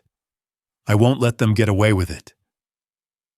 Douglas tried a few more angles, suggested William was unreliable, suggested his memory of 1997 was faulty, suggested he was biased. William didn't budge. No further questions. Norton stood. Redirect, Your Honor, Mr. Hayes. When did you first tell anyone about the 1997 incident? October 7th this year. When Robert came to my house with his truck on a tow bed and told me what he'd heard. And why did you decide to come forward after 28 years? William's voice broke. Because I realized my silence almost got Robert killed, and I couldn't live with that. Not again. Nothing further. Judge Crawford looked at William. You may step down. William stood slowly. He walked past the defense table. Jason was staring at his hands, jaw clenched. William stopped. I'm sorry, son, William said quietly, but I can't let her do this again. Jason said nothing. William walked back to his seat, his face streaked with tears.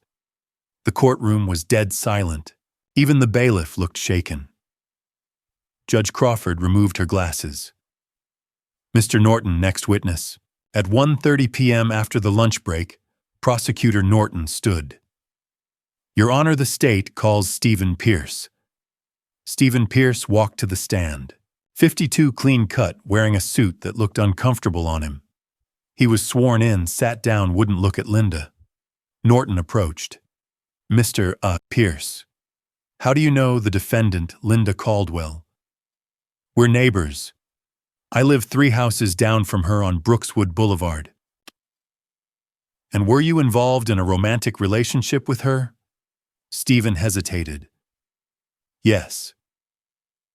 When did that relationship begin? About 8 months ago, February of this year. And what did Linda tell you about her marriage to Robert Caldwell? She said it was dead, that they'd been unhappy for years, that Robert was controlling, distant, that he was in the way of her happiness. Norton paused. Did Linda ever mention money insurance? Stephen's face flushed. Once, she asked me hypothetically if I thought $500,000 was enough to start over somewhere new. I said sure. I didn't realize she was talking about insurance money. Did she ever ask you to help with anything, to participate in any plans? No, never. It was just we'd talk. That's it. If I'd known she was planning to hurt Robert, I would have called the police immediately. Norton nodded. No further questions. Attorney Douglas stood for cross-examination, but his heart wasn't in it. Stephen admitted the affair, admitted the conversations, but insisted he knew nothing about any plan. Douglas sat down. No further questions. Stephen Pierce left the stand. The courtroom buzzed, but Prosecutor Norton held up a hand. Your Honor, we have one final piece of evidence. Video surveillance from the defendant, Jason Hayes' own garage. The room went silent. Norton walked to the laptop. This footage was recovered from a security camera Mr. Caldwell had installed 6 months prior and subsequently forgotten about. The camera captured the events of October 6th in their entirety. He pressed play. The screen filled with grainy footage. The timestamp read, October 6th, 2023, 11:15 p.m. The garage. Robert's F-150 in the center. Tools on the pegboard. Then the side door opened. Jason stepped in. Dark hoodie. Phone pressed to his ear. He moved quickly, deliberately crouched beside the truck. Yeah, I'm here now. His voice was clear. The camera had audio. A woman's voice came through the phone speaker. Linda. Unmistakable. Be careful. Make sure it's clean. I know what I'm doing, Mom. Jason slid under the truck. The camera angle caught everything. He positioned a tubing cutter on the brake line, squeezed the handles. The lines separated. Clean cut. Precise. Jason slid back out, examined the cutter. It's done. Clean cut, just like we planned. He'll get in the truck tomorrow morning, head to work like always. Highway 97, that curve near milepost 24. He always speeds there. Linda's voice was calm, clinical. Good. Brakes'll fail. He'll crash. It'll look like an accident. What about the camera system? I disconnected the main ones last week. Told him they needed an update. He didn't even check. Make sure the garage looks normal, Linda said. I'll be at book club until 11:30. I'll act devastated at the funeral. Jason laughed. Actually laughed. 500 grand, Mom. You'll finally be free of him. We both will be. Now get out of there before he comes home. Jason pocketed the tubing cutter and left through the side door. The timestamp read 11:28 p.m. Norton paused the video. The frozen image showed Jason standing in the garage, phone in hand, smiling. Robert Caldwell arrived home at 11:30 p.m., Norton said quietly. 2 minutes after this conversation ended. 2 minutes. The courtroom erupted. Gasps. Murmurs. Someone in the back row said, "Oh my God."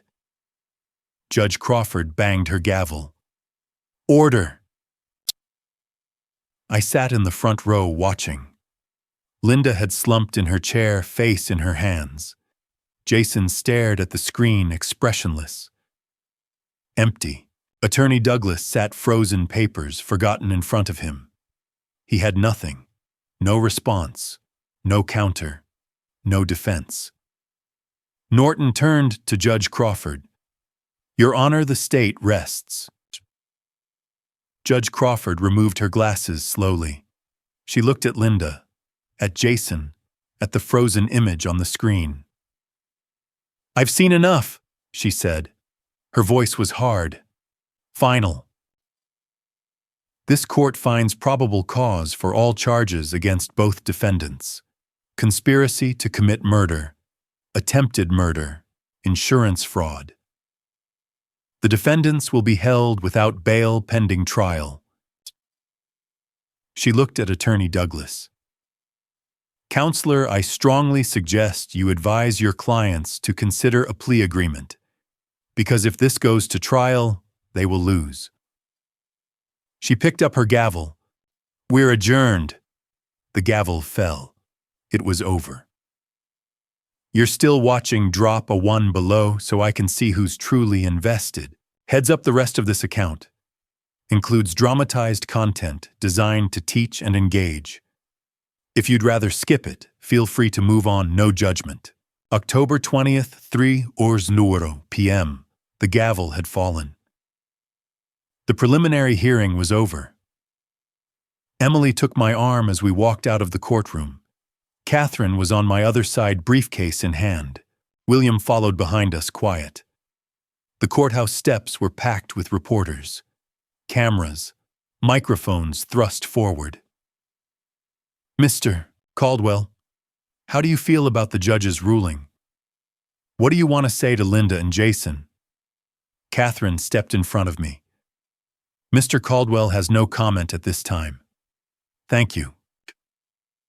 She guided us past them down the steps toward the parking lot. The questions kept coming, but we didn't stop. In the parking lot, away from the cameras, Catherine turned to me. Robert, the preliminary hearing was a formality. With this evidence, trial will likely result in plea deals or convictions. You're safe now. When's the trial? January or February at the earliest. But honestly, I think they'll take a plea. No jury is going to watch that video and vote not guilty. William approached, hands in his pockets. Robert, thank you for being braver than I was. I didn't know what to say, so I held out my hand. William took it, then pulled me into a hug. Two men who'd loved the same woman. Two men who'd nearly died the same way, bound now by survival. Take care of yourself, William said. You too. Emily drove me back to the Super 8. I stared out the window at Bend passing by. The mountains, the river, the life I'd almost lost. Dad. Emily's voice was soft. Yeah. It's really over. They're going to prison. Yeah, I said. They are. 6 months later, April 2024, I sat in the same courtroom for the sentencing hearing. The intervening months had been a blur. Therapy with Dr. James Patterson twice a week, medication adjustments, paperwork about the divorce, the house, the assets, slowly, painfully rebuilding. I'd moved out of the Super 8 in November, found a small apartment in Redmond close to William.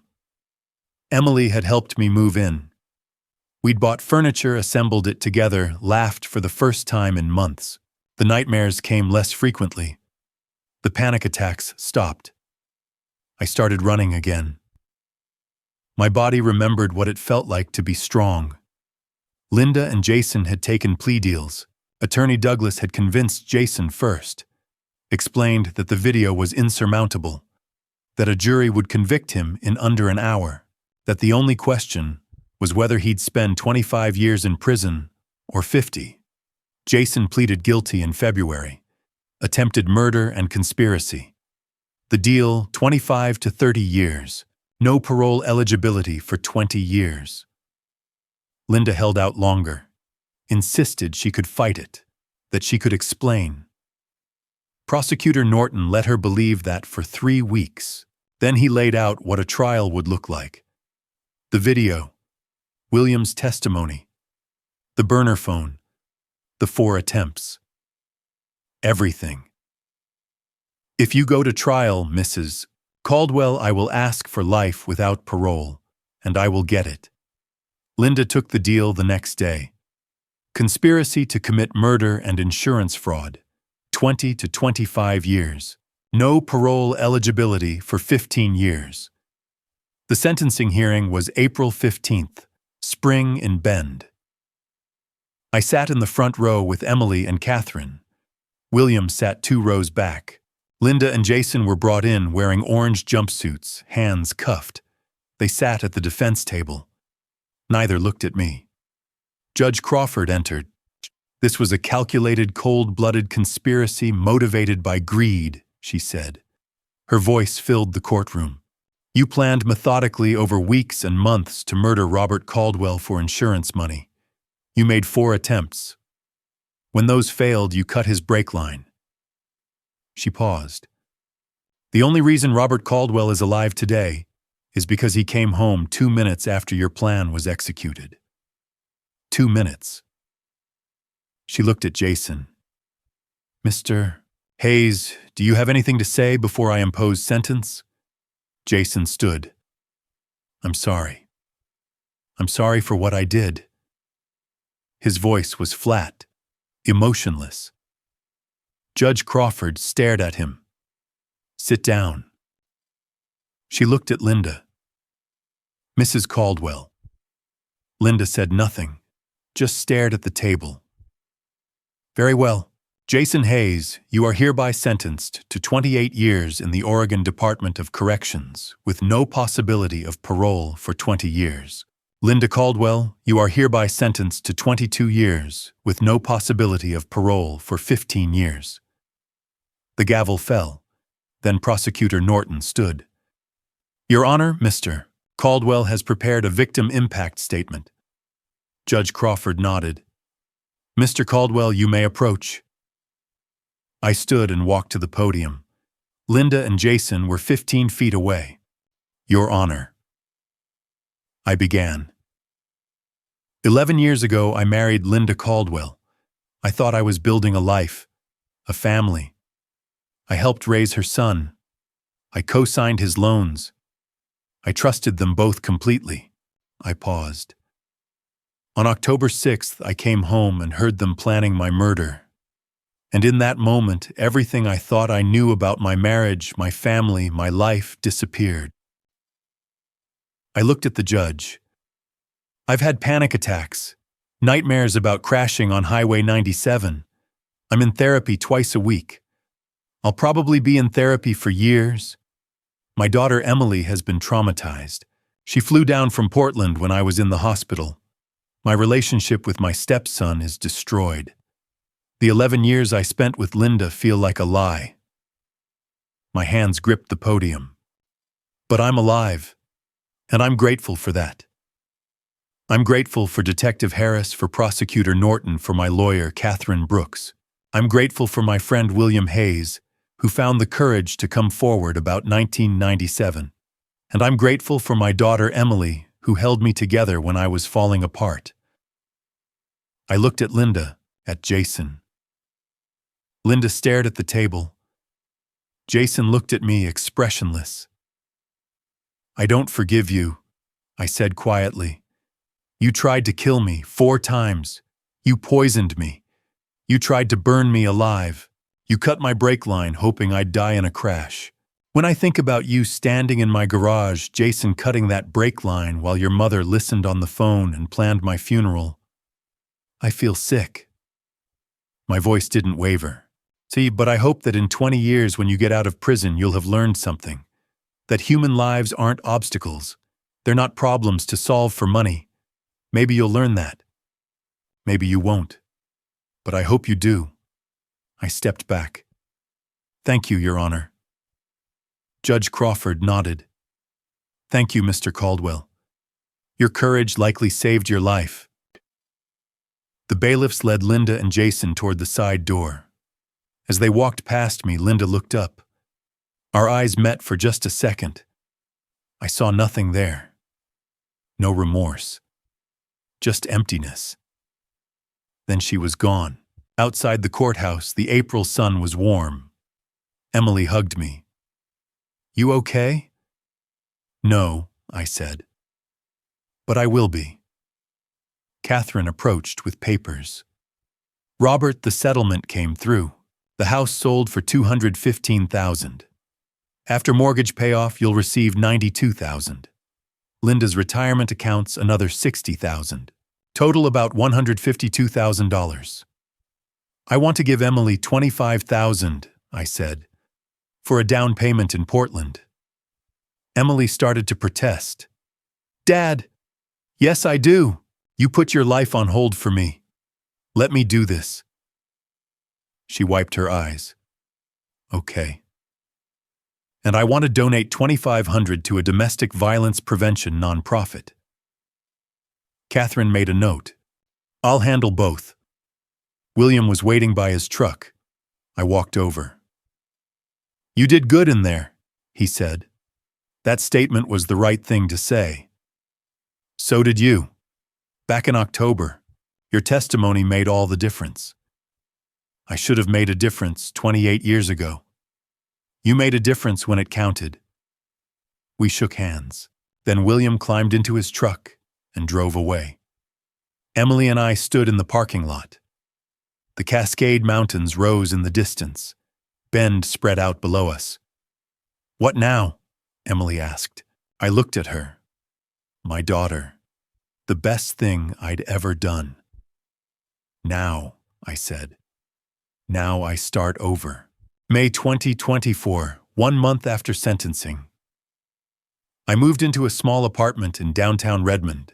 It was on the 2nd floor of a renovated building on 6th Street, 2 bedrooms, hardwood floors, a balcony overlooking the park. The rent was $800 a month, less than half what the mortgage had been on Brookswood Boulevard. Emily helped me move in. We carried boxes up the stairs, assembled furniture, hung curtains. When we finished, she stood in the middle of the empty living room and smiled. It's nice, Dad. Really nice. It's small. Small is good. You don't need a big house anymore. She was right. I didn't need the space, didn't need the memories. The apartment was mine. Clean, quiet, safe. William lived 10 minutes away. We started having coffee twice a week at a place on 5th Street called Thump Coffee. Sometimes we'd talk about Linda, about Jason, about 1997 and 2023 and all the years in between. Other times we'd just sit in comfortable silence, reading the paper, watching people walk by. One Saturday in late May, William took me fishing on the Deschutes River. We stood in the cold water lines cast mountains rising around us. "You doing okay?" he asked. "Better. The nightmares are less frequent." "Still seeing the therapist?" "Twice a week. Dr. Patterson says it'll probably be a year before I'm back to baseline. Whatever that means." William nodded. "Took me about that long. After 1997, the fear goes away slowly." "Does it ever go away completely?" "No." He reeled in his line cast again. "But you learn to live with it." We fished until sunset. Didn't catch anything. Didn't matter. Therapy with Dr. James Patterson became the anchor of my week. Tuesday and Thursday mornings, 9 a.m., his office on Newport Avenue. We talked about trust, about fear, about rebuilding a life after betrayal. "The nightmares are your brain processing trauma," he explained during one session in early June. "Right now, your subconscious is trying to make sense of what happened. It's creating scenarios, the crash, the funeral, Linda and Jason together. That's normal. When will they stop? Hard to say. Could be months. Could be longer. But they will decrease in frequency and intensity." He leaned forward. "Robert, you survived something most people can't imagine. Give yourself permission to not be okay for a while." "I'm trying." "I know you are." By June, the panic attacks had stopped completely. The medication Dr. Foster prescribed was working. My blood pressure came down. I started running again early mornings along the Deschutes River Trail, 3 miles out and 3 miles back. My body remembered what it felt like to be strong. The house on Brookswood Boulevard sold in late May for $215,000. After the mortgage payoff and closing costs, I netted $92,000. Linda's retirement accounts, another $60,000, were transferred to me as part of the divorce settlement. $152,000. I gave Emily $25,000 for a down payment on a house in Northeast Portland. She cried when I transferred the money. "Dad, this is too much." "No, it's not. You put your life on hold for me. You stayed with me in that motel. You drove me to therapy. You held me when I had panic attacks. This is nothing compared to what you gave me." She bought a small bungalow in June. Hardwood floors, a backyard close to her work. I drove up for the closing, helped her move and assembled furniture just like she'd done for me. I donated $2,500 to a domestic violence prevention nonprofit based in Portland. Catherine handled the paperwork. I didn't want recognition, just wanted the money to go somewhere it could help. The rest, about $124,000, went into savings and a retirement account. I was 59. Not rich, but stable. Safe. In early June, I started volunteering at the Drake Park Community Center in Bend. It was Emily's idea. "Dad, you need to get out. Meet people. Do something besides therapy and running." So I signed up. Tuesday and Thursday afternoons after therapy. I helped with the senior lunch program, served meals, cleaned tables, talked to the regulars. That's where I met Helen Richards. She was 54, the volunteer coordinator with short gray hair and warm brown eyes. She wore jeans and a fleece jacket with the community center logo. When I introduced myself, she shook my hand firmly. "Robert, thanks for volunteering. We need all the help we can get." "Happy to help." She showed me around, explained the meal schedule, the kitchen protocols, the regulars who had dietary restrictions. Her voice was calm, organized, kind. "You'll do great," she said. "And if you have questions, just ask." I saw her every Tuesday and Thursday after that. We'd work side by side serving food, wiping tables, loading the dishwasher. We didn't talk much at first, just worked. Then one afternoon in late June after the lunch rush, she poured 2 cups of coffee and sat down across from me at one of the tables. "So," she said, "you're new to Bend?" "No. I've lived here 11 years. Just new to volunteering." "What made you start?" I hesitated. How much to tell her the story had been in the papers. The preliminary hearing, the sentencing, local news had covered it extensively. She might already know. "My daughter thought I needed to get out more," I said carefully. Helen smiled. "Smart daughter." "Yeah, she is." We talked for 20 minutes. Small talk, safe talk, the weather, the center, the regulars. Then Helen stood, picked up her coffee cup. "See you Thursday, Robert." "See you Thursday." Over the next few weeks, the conversations got longer, more personal. I learned Helen was a widow. Her husband had died 5 years ago from cancer. They'd been married 28 years. No kids. She'd moved to Bend from Eugene after he died, wanted a fresh start. "It's been hard," she said one afternoon in July. We were walking along the Deschutes River after volunteering, the sun low and golden. You spend almost 3 decades with someone and then they're just gone, and you have to figure out who you are without them. "I can't imagine," I said. She looked at me. "Can't you?" I realized she knew. About Linda, about Jason, about everything. "You know my story," I said. "It's a small town, Robert, and it was in the papers." She kept walking, hands in her pockets. "I'm not judging. I'm just saying, I think you understand loss better than you think you do." We walked in silence for a while. The river rushed beside us, cold and clear. "Does it get easier?" I asked. "Yes." Slowly. But yes. By September, Helen and I were having coffee once a week, then twice a week. We'd meet at Thump Coffee, sit by the window, talk for hours. She told me about her husband, about the cancer, about watching him fade, about the grief that came in waves, unpredictable and overwhelming. I told her about Linda, about Jason, about October 6th and the garage and the brake line and the video and the trial. "Jesus, Robert," she said when I finished. She reached across the table, put her hand on mine. "I'm so sorry. I'm still here. That's what matters." It is. But it's okay to not be okay. My therapist says the same thing. She smiled. Smart therapist. In mid-September, I asked her to dinner. A real date. Not coffee, not a walk along the river. Dinner. She said yes. We went to a small Italian place downtown, ate pasta, drank wine, talked until the restaurant closed. When I walked her to her car, she turned to me. "Robert, I like you. A lot. But I need you to know I'm not in a hurry. I don't need this to be anything more than what it is right now. 2 people who've been through hell finding some peace together." "I'm not in a hurry either," I said.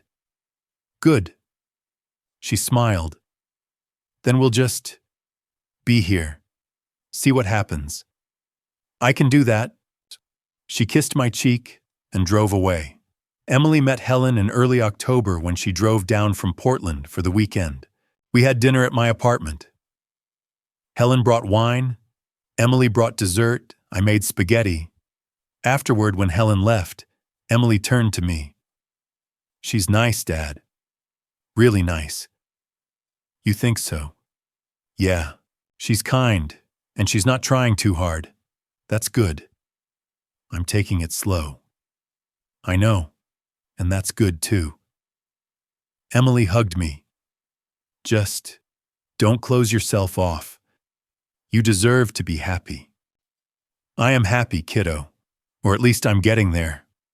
The financial settlement was finalized in October. The court had ruled that Linda forfeited all marital assets as part of her plea agreement. The house proceeds, the retirement accounts, everything came to me. I didn't feel victorious, just relieved it was over.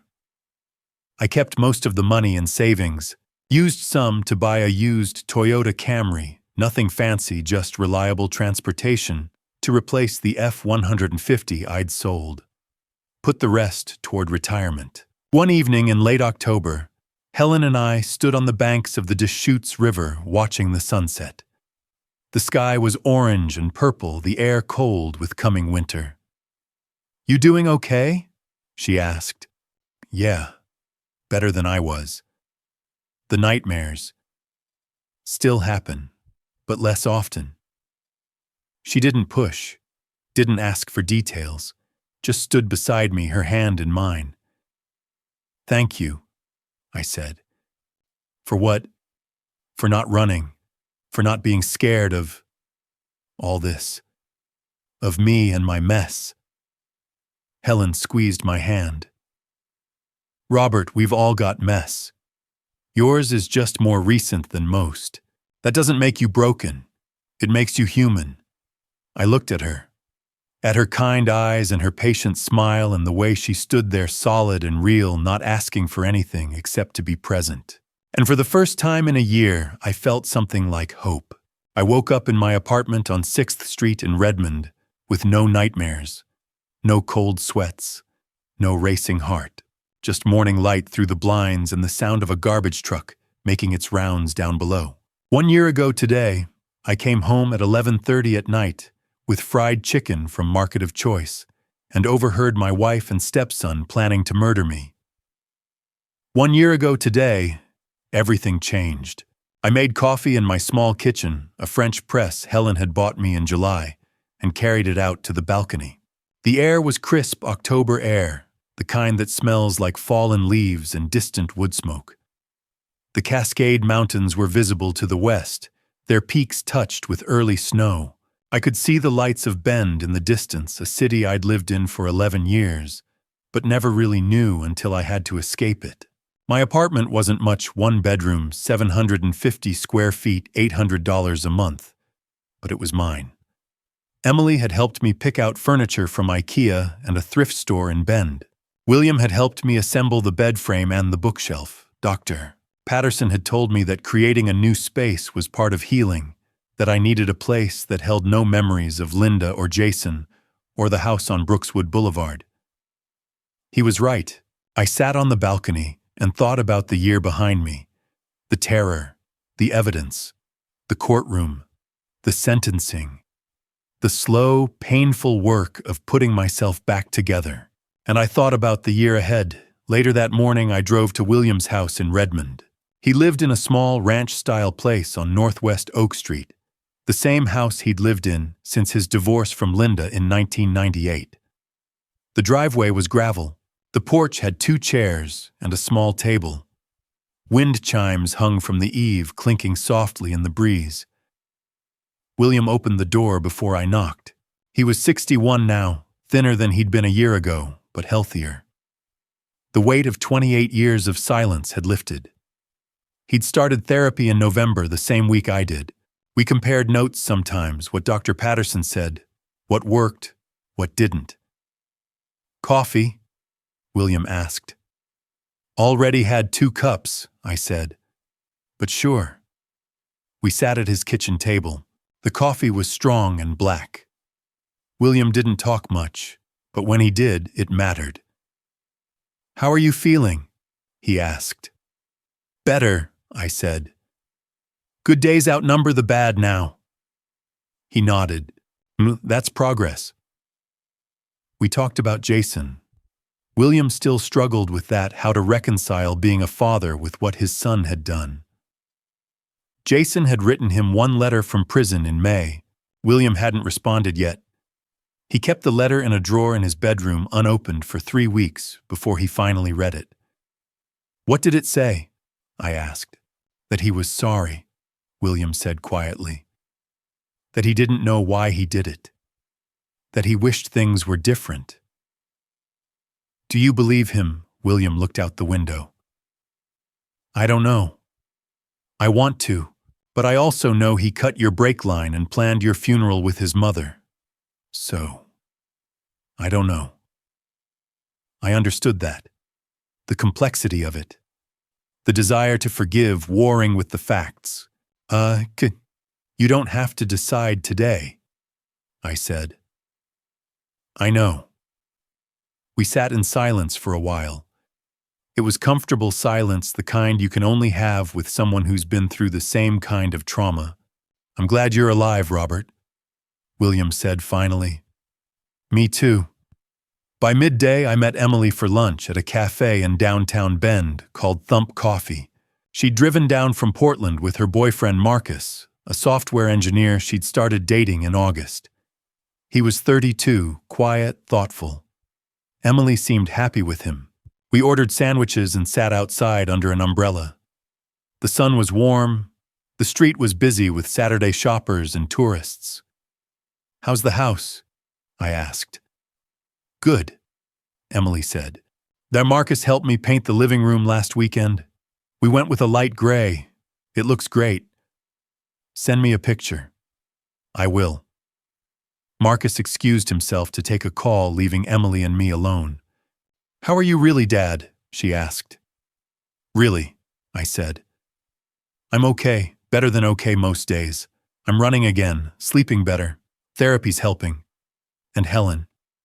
I smiled. "Helen's good. We're taking it slow." Emily studied me. "She makes you happy." "She does." "Then I'm happy for you." It was a simple statement, but it meant everything. Emily had been cautious about Helen at first, protective, skeptical. She'd met her in October of last year, just after the settlement was finalized. But over time, she'd warmed to her. Helen was patient, kind, and she never tried to replace anyone. She was just herself. "You deserve this, Dad," Emily said. "You deserve to be happy." I reached across the table and squeezed her hand. "Thank you, sweetheart." Marcus came back, and we finished lunch talking about his job, Emily's work at the nonprofit, and their plans to visit Seattle for Thanksgiving. Normal things, safe things, the kind of conversations I'd once taken for granted. As the afternoon stretched on, I met Helen at Drake Park. It was our ritual Saturday afternoons by the Deschutes River, walking the trails or sitting on a bench and watching the water. She was 54, a widow who'd lost her husband to cancer 6 years ago. We'd met in June at a community event she'd organized. She was the volunteer coordinator for Bend Parks and Recreation, a job she loved. She had short gray hair, kind eyes, and a laugh that made me feel lighter. We sat on our usual bench near Mirror Pond, watching ducks glide across the water. "1 year," she said. "1 year," I repeated. "How does it feel?" I thought about that. Like I survived something I shouldn't have. Like I got a second chance. Helen nodded. She understood survival. She understood loss. "Jason and Linda?" she asked gently. "Still in prison. Jason's serving 28 years. Linda's serving 22. Jason won't be eligible for parole for another 19 years. Linda won't be eligible for 14. Do you think about them?" "Sometimes," I admitted. "But less and less. Therapy helps with that.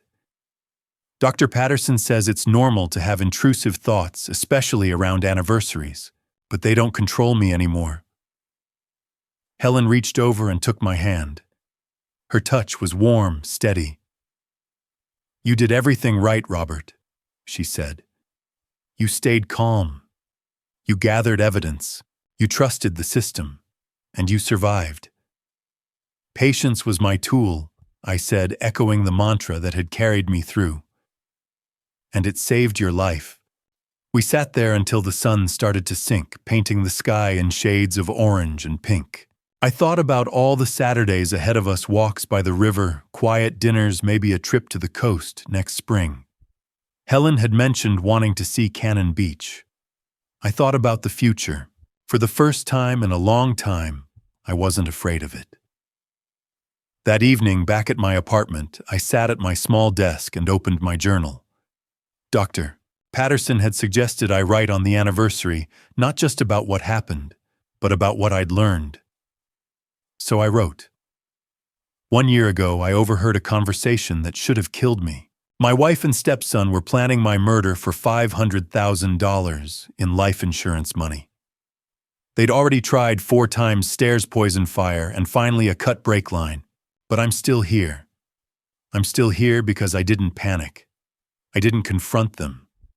I didn't try to be a hero. I trusted my instincts. I called for help. I gathered evidence.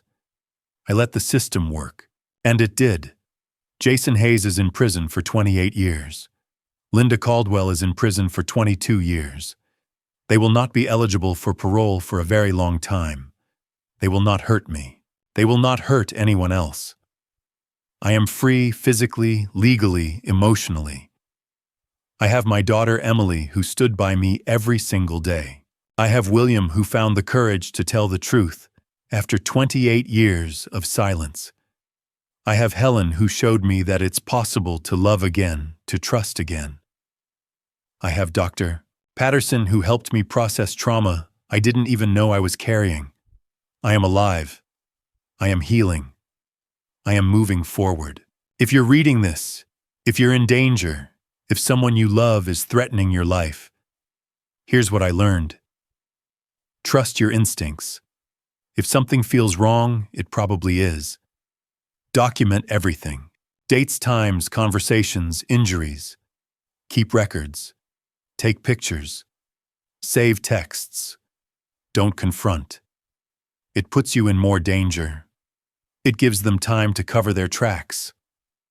Don't engage. Once you know, get out. Get safe. Let the professionals handle it. Find help. Call the police. Call a lawyer. Call someone you trust. You cannot do this alone. Gather evidence. Video, audio, witness statements, medical records. Build a case. Be patient. Patience is your tool. Don't rush. Don't act out of anger or fear. Let the evidence speak. Let the system work. And above all, your life is worth fighting for. Jason and Linda thought I was an obstacle worth $500,000. They were wrong. I was a human being, a father, a friend, a survivor, and I'm still here. I closed the journal and set down my pen. My phone buzzed. It was Detective Harris checking in the way he did every few months. 1 year, he wrote. "How are you holding up?" "Good," I wrote back. "Really good. Thank you for everything." "You did the hard part," he replied. "Take care of yourself." "I will." I walked out onto the balcony one last time. The stars were out now, bright and sharp against the October sky.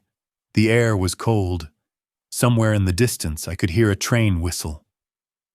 I thought about the garage, the brake line, the 15 minutes that changed everything. I thought about Catherine, Dennis, William, Emily, Helen, Dr. Patterson, Detective Harris, all the people who helped me survive. I thought about patience. Patience had been my tool. It had kept me calm when I wanted to scream. It had kept me silent when I wanted to confront. It had kept me alive when I should have died. And now, 1 year later, I was standing on a balcony in Redmond, Oregon, breathing cold October air, thinking about the future. Jason and Linda were in prison. I was free. The stars were out.